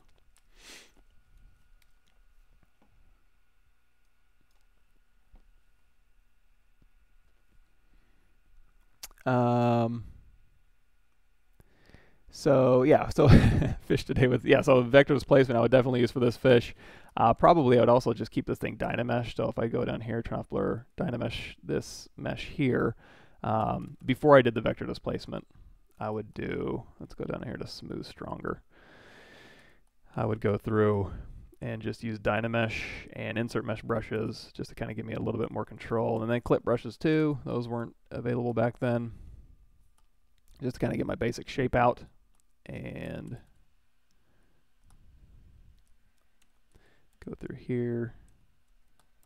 And really, I mean, but it's surprisingly, a lot of the stuff I use today, like clay brush, standard brush, move brush, is pretty much, oh, you know what? I still have tap to solo turned on. I'm like, why is it doing that? So you can turn that on and off. So we talked about that a little bit earlier. So basically, yeah, and I would build this up, and then I would use, once I get to a certain point, that's when I would use ZRemesher to go ahead and put that in there. I'd also use maybe some vector displacement for like the tail if I had creature tails to pull from, but in this case I'd probably just mask this, pull this out. And you know what? Also another thing I could do is let's go ahead and grab a cube, and we'll drag that cube on, and we'll scale it down a little bit, and we'll go ahead and do split mask points here. So now with this cube here, we go to DynaMesh this one. You can also go in here to your deformers, and we can do like a bend curve deformer, and we can choose which axis we want it to be on. So we'll say this axis here, and then what resolution you want. And now you can just go through here with these ones, and you can kind of go through and deform these things however you'd like. And then here you can kind of pinch these ends down a little bit or scale them down. You can also do a squeeze, which squeezes them in or pinches them in, and you can also twist it if you wanted to do a twist here. But this is just basically an easy deformer here. If you want to smooth those transitions, you can kind of smooth with this one, and you can just use that to kind of dial in a little bit, and then you can control drag to re-DynaMesh and pull this in here.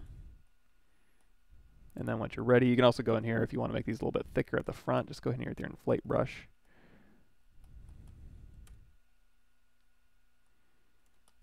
And then you can go ahead and merge that down. So I'm going to shoot this to the top, merge it down, control DynaMesh, and then just put these back together. And do I still have, I have mask by polygroup still turned up to 100.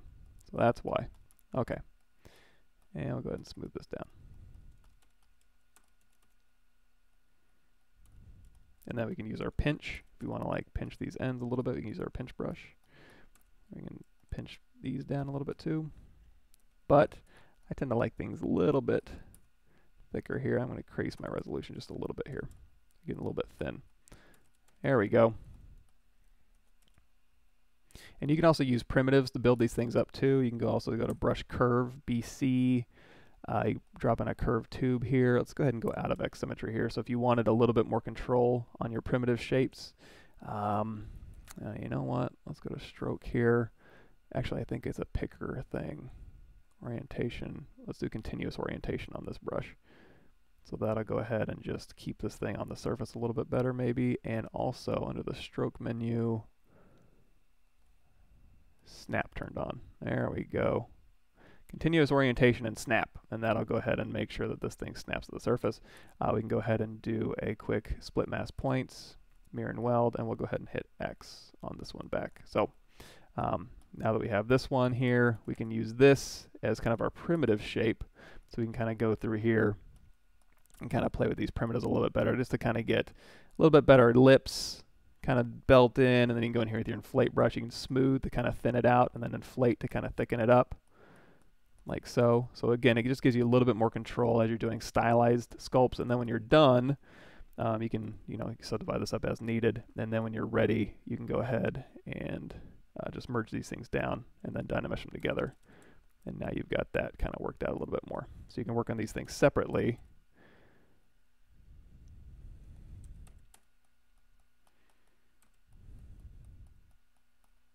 First, and then and if you want to do a little more, I don't know if stylize is the right word, but you can go through here and kind of find the planes with H polish a little bit if you wanted to, like so, and then you can go through here and soften that up, or you can even go back in here with your trim dynamic and put in a little bevel depending on what you're looking for. But I like the soft look here.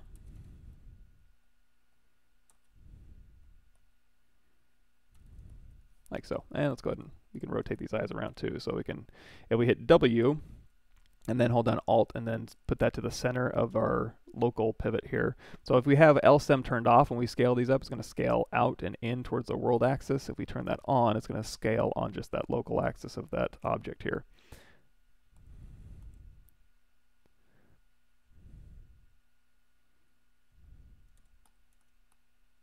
Perfect.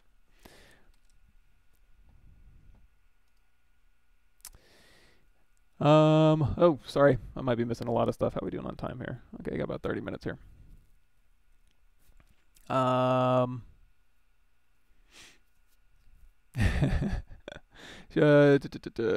Helmet like a Roman soldier. Yeah, we went over that a little bit. Oh, I can find that one. So the Roman soldier helmet, we did Roman soldier pauldrons last time. Let me go to, you know what, we didn't make the helmet. What we did, I'll have to save that for another one, but if you go to my Michael Pavlovich workshop on Pixelogic's channel, I'll just link you right to here. Here's a helmet I did a while ago. We kind of went over the basics of how this thing was constructed and how the detail was put on there. So that's episode 16.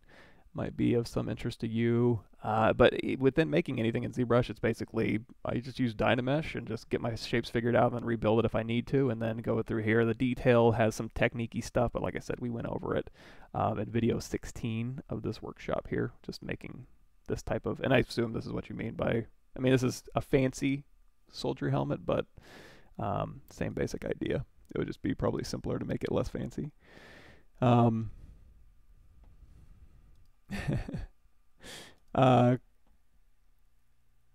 Let's see. Okay, cool. You got a little environment here. Looks good to me. I'm not much of an environment artist, so looks cool. I like it.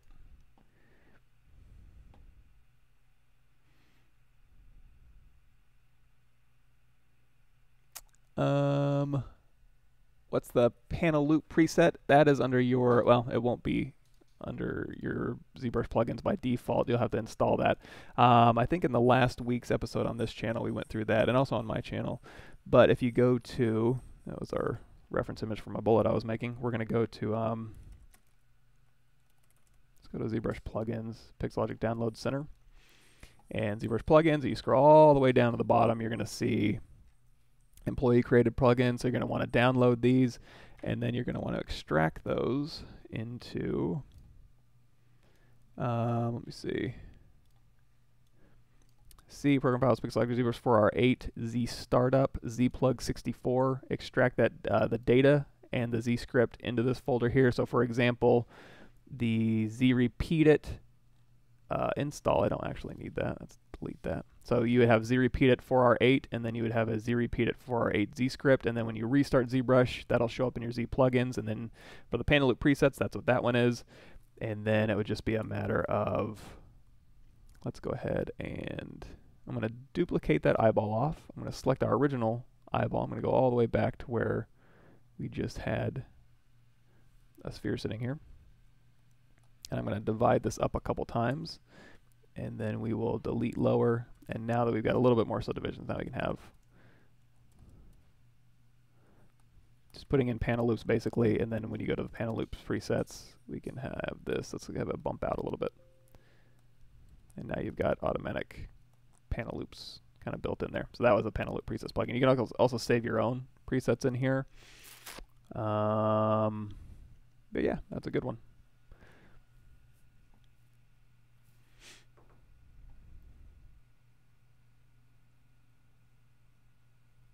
Cool. Thanks for showing up, everybody. Sorry I'm kind of out of it today. I'm just kind of going through the questions here real quick. Cool, cool.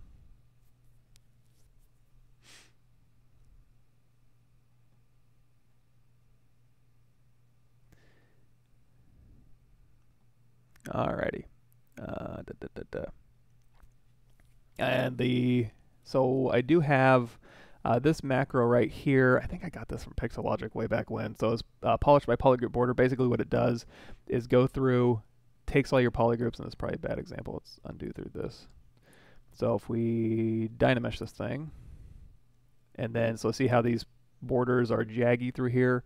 So basically if you go through the macro and do polish polygroup border, it'll mask the border, fuzz around it, and then polish just the border edges here. So basically the manual step-through version of that is you can go through here and you can isolate this one, and you can go to masking, mask border, and then we can go to, what am I looking for here? You can grow your mask a couple times, or just maybe just once, invert that mask, and then you can do a polish by features or just a polish, and then you can just kind of smooth those out. And then it's basically doing all those steps as just a macro. And that'll go ahead and just polish polygroup borders. And the reason you'd want to do that is if you wanted to ZRemesh this thing with keep groups turned on, it'll just make it so it doesn't ZRemesh in those little alias bits there. And now we can just go half. Let's give us a nice result there. And then what we can do is we can just we can split this off. So I can go like split unmasked points, not unmasked, split hidden. And another thing I like to do when I'm splitting stuff off, I used to go through here and do like a quick save and then reload it. I've been using the Clean Tool Master. That's another plugin that's on the site. If you go over here to, where's my undo, delete all, UD all, I have that button up here. So I'll just go through and just delete all my undo history. And that kind of makes it a little bit cooler here. And then you can go through here and you can like crease polygroup. And you can go in here and let's say we'll just do a bevel here. And then, yeah, we'll just do another crease polygroup here. Now on this one here, so if you hit D, we'll do our dynamic subdiv here. Solo, polyframe off. There we go. And so now this one here, you can hold down Alt and kind of just pull these through, and then you can Q-mesh and just pull back, and that'll go ahead. So Q-mesh obviously has a lot of cool features built into it. So you can go through here and just kind of Q-mesh these things up as needed and get all sorts of cool looks for your hard surface needs. Yeah, he's definitely an interesting fish. Let me see.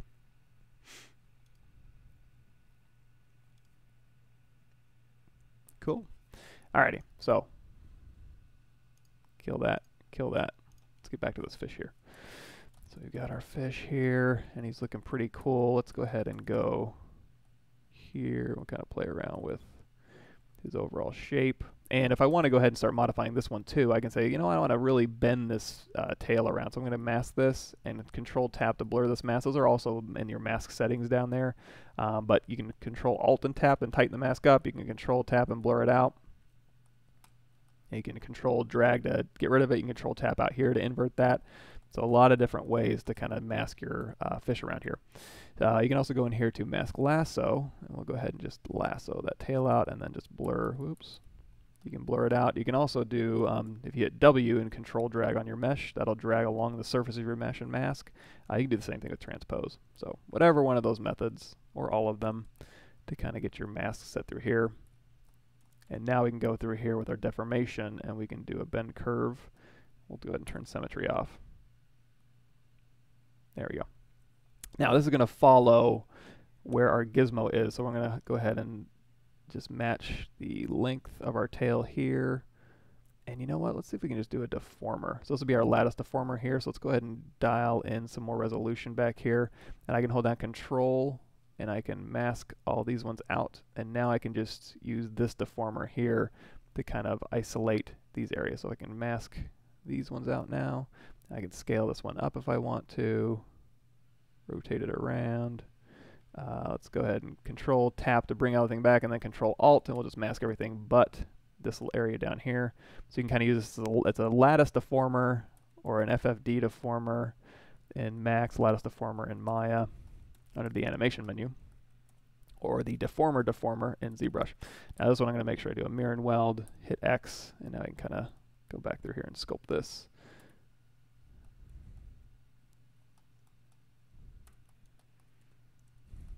Like so.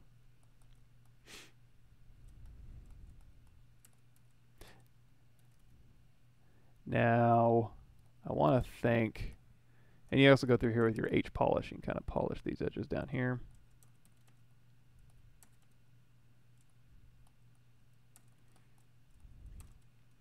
And if I want to also, let's go ahead and go into solo mode here, Shift D. So I want to make these pupils separate. So what I'm going to do is I'm going to QMesh Polygroup Island and just push this back a little bit. And now I'm going to make this a separate mesh. So if I wanted to render this out, I could just go to, well, let's do QMesh Polygroup Island, and we'll push this back. Actually, I want to inset it just a little bit. And now QMesh Polygroup Island. We'll just push that back, holding down Shift, and then I'm going to take this QMesh Polygroup Island, hold down Control, pop out a copy of this one, like so, and I can also isolate this one. So I'm going to do, let's go to split to similar parts here. And again, since whenever I split stuff off, I like to just go through and delete my undo history here. And then I can go through here, crease polygroup, dynamic, smooth subdivision of 3, crease level of 2.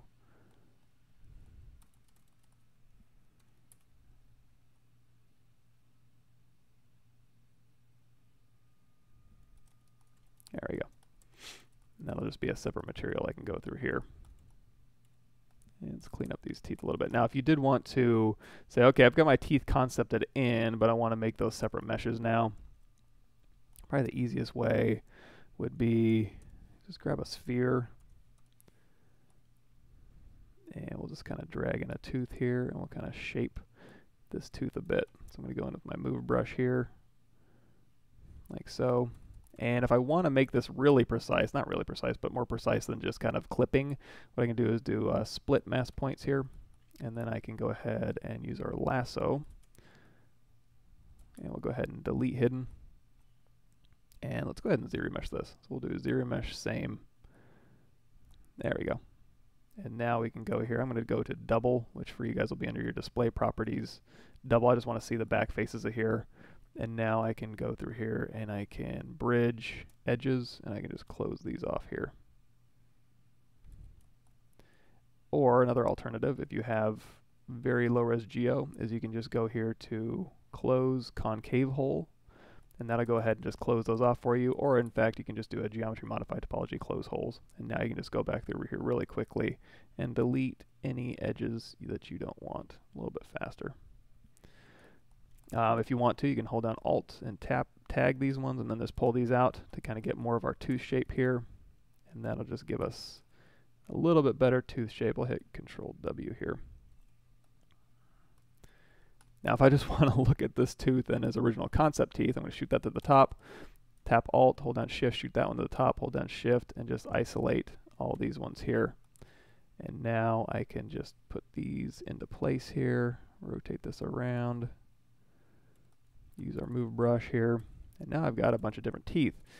Now, just like I did for the eyeballs here, I can go into our, if I want to make these a different polygroup, I'm just going to Alt, with my ZModeler brush, Alt paint these ones, and then as I'm Alt painting, I'm just going to tap Alt, and that'll give me a new polygroup. So now I can do a quick crease by polygroup, crease level of like say 2, dynamic subdiv of 3, and that'll just give me a nice smooth tooth here.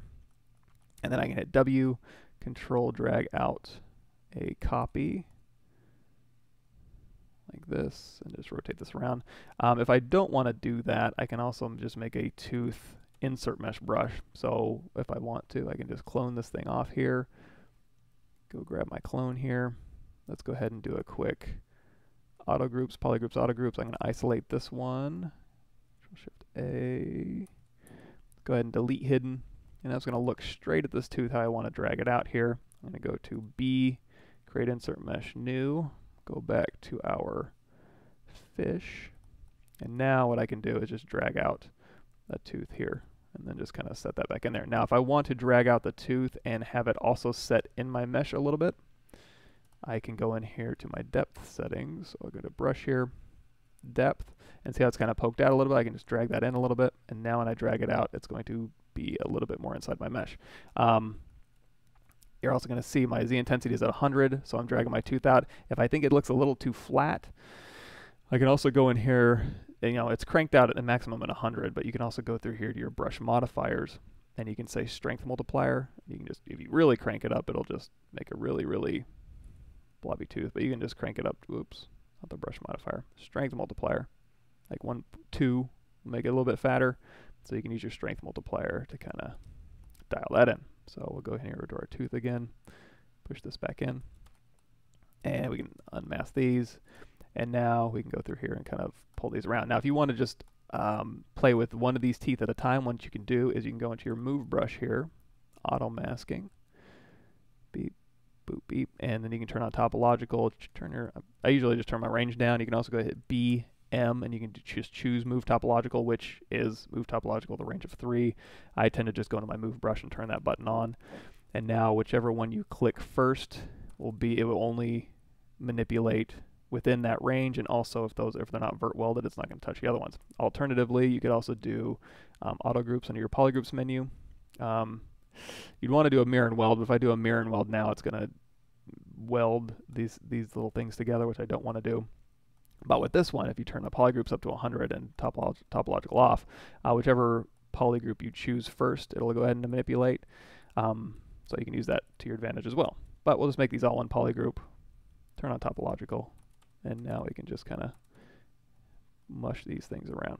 Now, if you want to, go through here and like shrink all these down, you can go in here with your pinch brush, and we can just pinch these things down here. Or, if you want to inflate his back teeth a little bit more, just go into your inflate brush, inflate those up.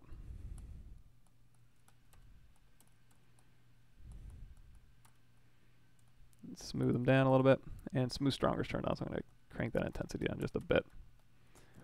Okay, so anyway, we've got, oh, you know what, I had entire teeth upside down. So we've got this stuff kind of dialed in. Now I don't want to do this a bunch of different times, so what I'm going to do is flip these around, but I do have his gums here, so I don't need his teeth anymore. I can just go to the side here, and I can clip these back, but probably what I'll end up doing is, let's just do a trim curve, and I'll just trim these back here, and these will be my gums, and we can go ahead and clean this up a little bit. Let's clip, circle, hold down Alt, there we go. So we'll just smooth that and DynaMesh that. So these will be my little DynaMesh gums here. Now if I go out of solo mode, I'm going to have to go in here and pull these back down. You can use snake hook if you want to. And that'll kind of pull down your gums into these areas here. And then you can use your clay brush to kind of go through here. And usually around the teeth, you're going to have, like above your teeth, sorry I had to fill my teeth real quick, you can go through here and kind of bump these out a little bit. And if you wanted to ZRemesher gums, you can certainly do that. Now if I want to mirror these gums, what I'm going to do is I'm just going to merge these down temporarily, go out of solo mode, bring all my teeth back, and then I'm just going to do the exact same thing with these to replace these bottom teeth here. So I can use these as a placeholder. I can duplicate this. I'm going to go into Deformation's mirror in the Y.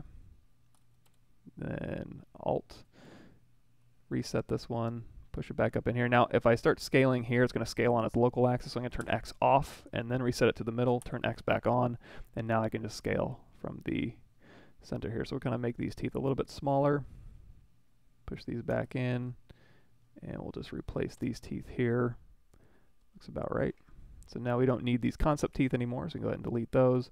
And now for these teeth, if I want both the teeth to be in the same polygroup here, we can just merge these down. And now if I go into solo mode here and I can do a group split, and that'll go ahead and split those out. But since these gums have a separate polygroup on the bottom here, I would split those off. So what I can also do is go to split the similar parts, and that'll take my gums and my teeth. Since my teeth are all the same object, it'll split those off into similar parts here. So I can hit D on that one to get those back. And then I've got his gums. Now the gums aren't really showing up here because they're kind of way back in his teeth here. So what I'm going to do is I'm going to bring those down just a bit so I can see them a little bit better.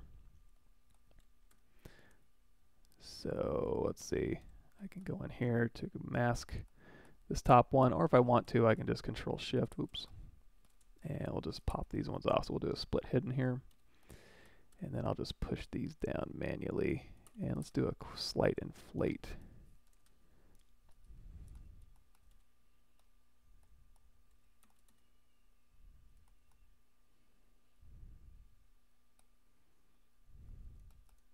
There we go.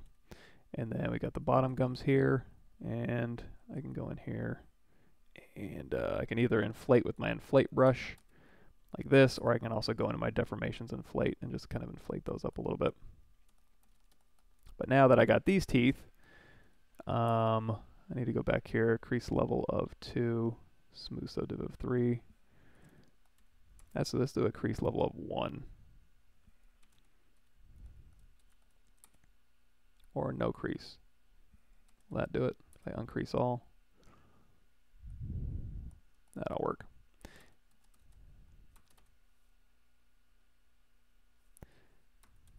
And then I can also go in here, move topological, and kind of space these out just a little bit.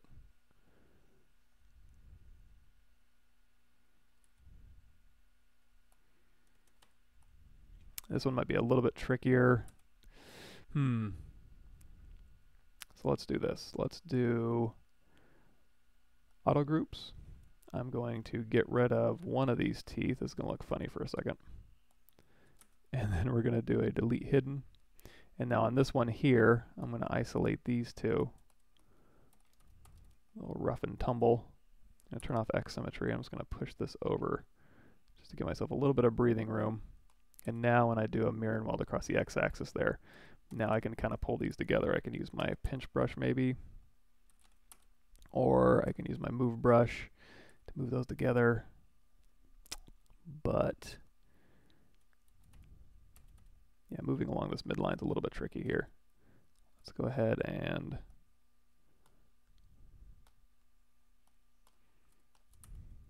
auto groups.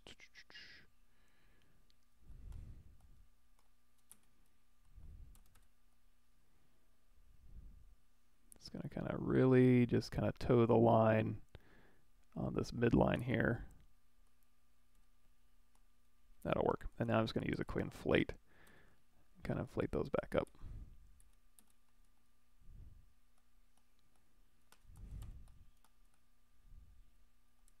There we go. And I'll inflate these a little bit too. And H polish. Now again, these look smooth, but they're really not. If I do Shift D, that'll give you the low res geo that we have.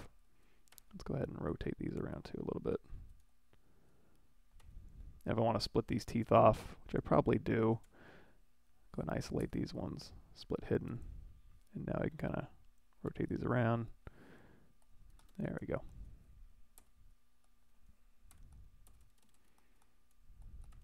Good enough. And you know what? Let's go ahead and do a quick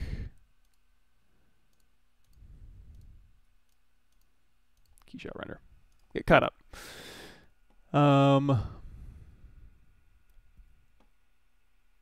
Oops, looks like I missed quite a bit. Cool, cool. And let's go ahead. Give me just a second here. This should be a short import.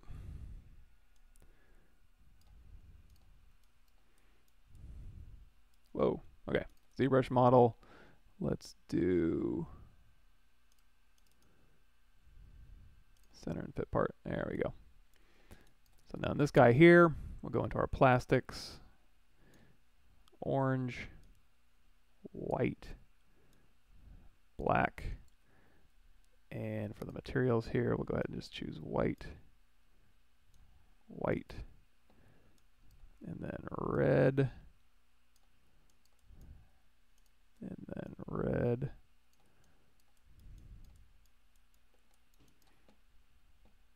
Lighting, do product, environment. Oh, you know what? I don't have I think I lost a lot of my environments here. I'll put them in a conference room. Or an apartment. Beautiful. Hold down control. You can kind of swing this little environment around. I don't really have any water for him, but what I can do is I go to edit, add geometry sphere, and then I can take this sphere and we can go to move and we can scale this up just a bit.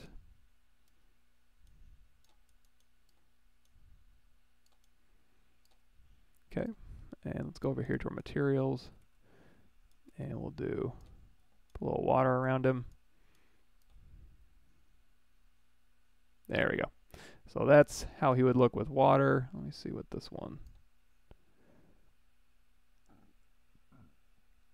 ripples, water, carbonated. Also put them in some coffee or some beer. Let's do liquid water. Okay, and so with that, we also probably want to do, let's do an environment. We'll do a color for the background environment here. And if you want the light to go through the water, you're probably going to want to do like a full simulation to turn on caustics, and that'll allow the light to kind of hit the water and kind of bounce around a little bit more. You can also go, let's go back to performance mode here real quick, and let's go to edit, add geometry, plane. And now with this plane geometry here, let's go ahead and go to move. I want to add a little bit of lighting to my scene that is basically just controllable by geometry here. So I can go ahead and scale this up. And now I'm going to go to my area light, and we'll assign that, and we'll change this to watts. So we'll use this here, and I'm going to say not visible to camera. And now if I go to lighting, full simulation here, there we go. So we're really just pumping some light through that water here and having it do all its watery stuff. Hey, if I miss any of these, sorry about that. I think we're running out of time here. So if there's, you know, ZBrush can perform faster with more RAM or more CPU cores? I think so. Under preferences here, there's the performance. I'll have to play with that when I get Threadripper and see if there is any more performance here. I know they did a test that like increased efficiency on some operation in ZBrush by like 100,000%. So I don't know. We'll figure it out. Give me some time. Does it benefit more from RAM or more CPU? I would imagine probably. I mean, RAM's really important. It needs a lot of RAM, depending on how complex you're getting with your stuff. But, you know, CPU is important too for ZBrush in particular.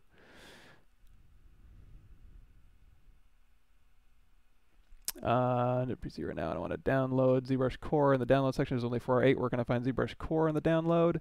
Ooh, that's a good one.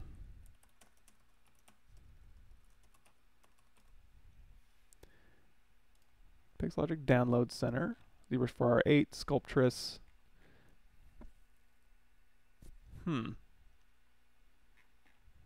ZBrush Core download. Honestly, at the top of my head, I'm not even sure.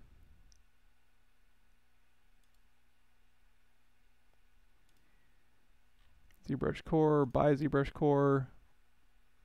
Okay, so store.pixelogic.com, ZBrush Core.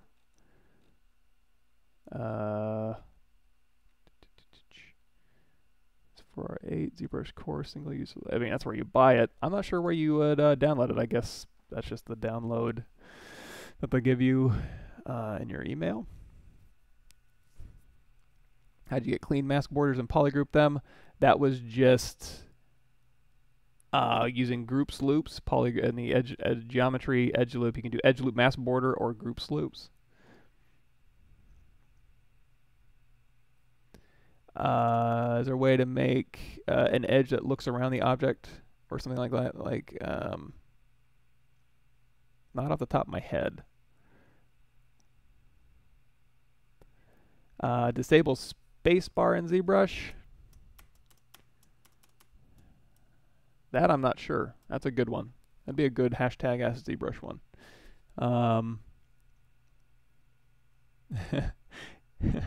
Yeah, if anybody, okay, so yeah, let me see. I'll go to my streaming topics here because I'm gonna have to head out real quick. So let me go through the last couple ones here. Cool. Keyshot, ZBrush and Keyshot is easy just because they have under the render menu, you can do Keyshot auto render, so you can just automatically send your stuff over to Keyshot, and it's just easier. You can use any render you want, really, but with the Keyshot bridge or the ZBrush bridge here, it's just easy here. So let's go back to our scene, and we'll get rid of that sphere here, and we'll go back to our product render. And I'm going to turn that lighting down. Area light, a little bit powerful. And if you want to use environment and your own area light here, you can do that too. In fact, if I take the brightness down on my reflective light, this is just being lit by my area light, and then I can bounce this back up as well. So you can kind of dial in between both of those here.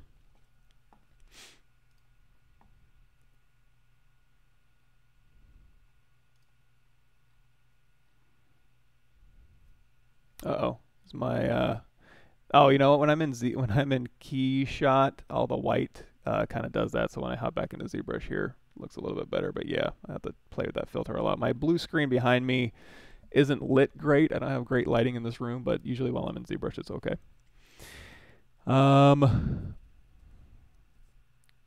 Cool.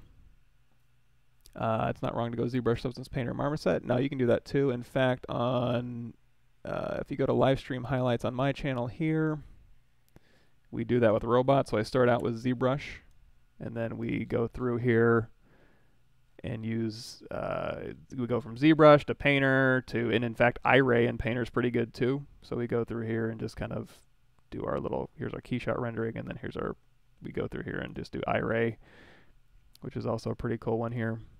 So you can use that kind of built-in renderer there once you've textured it. So, for sure. Cool. All right, guys. I'm going to go ahead and head out. Thanks for showing up. And I'll be here next week on Tuesday, 4 a.m. PST to 6 a.m. PST. And then on Thursday on my channel, this Thursday, I'll be on my channel. I have some stuff lined up. We'll see if I get to it and get that all organized. But thanks for showing up, everybody. And see you next time.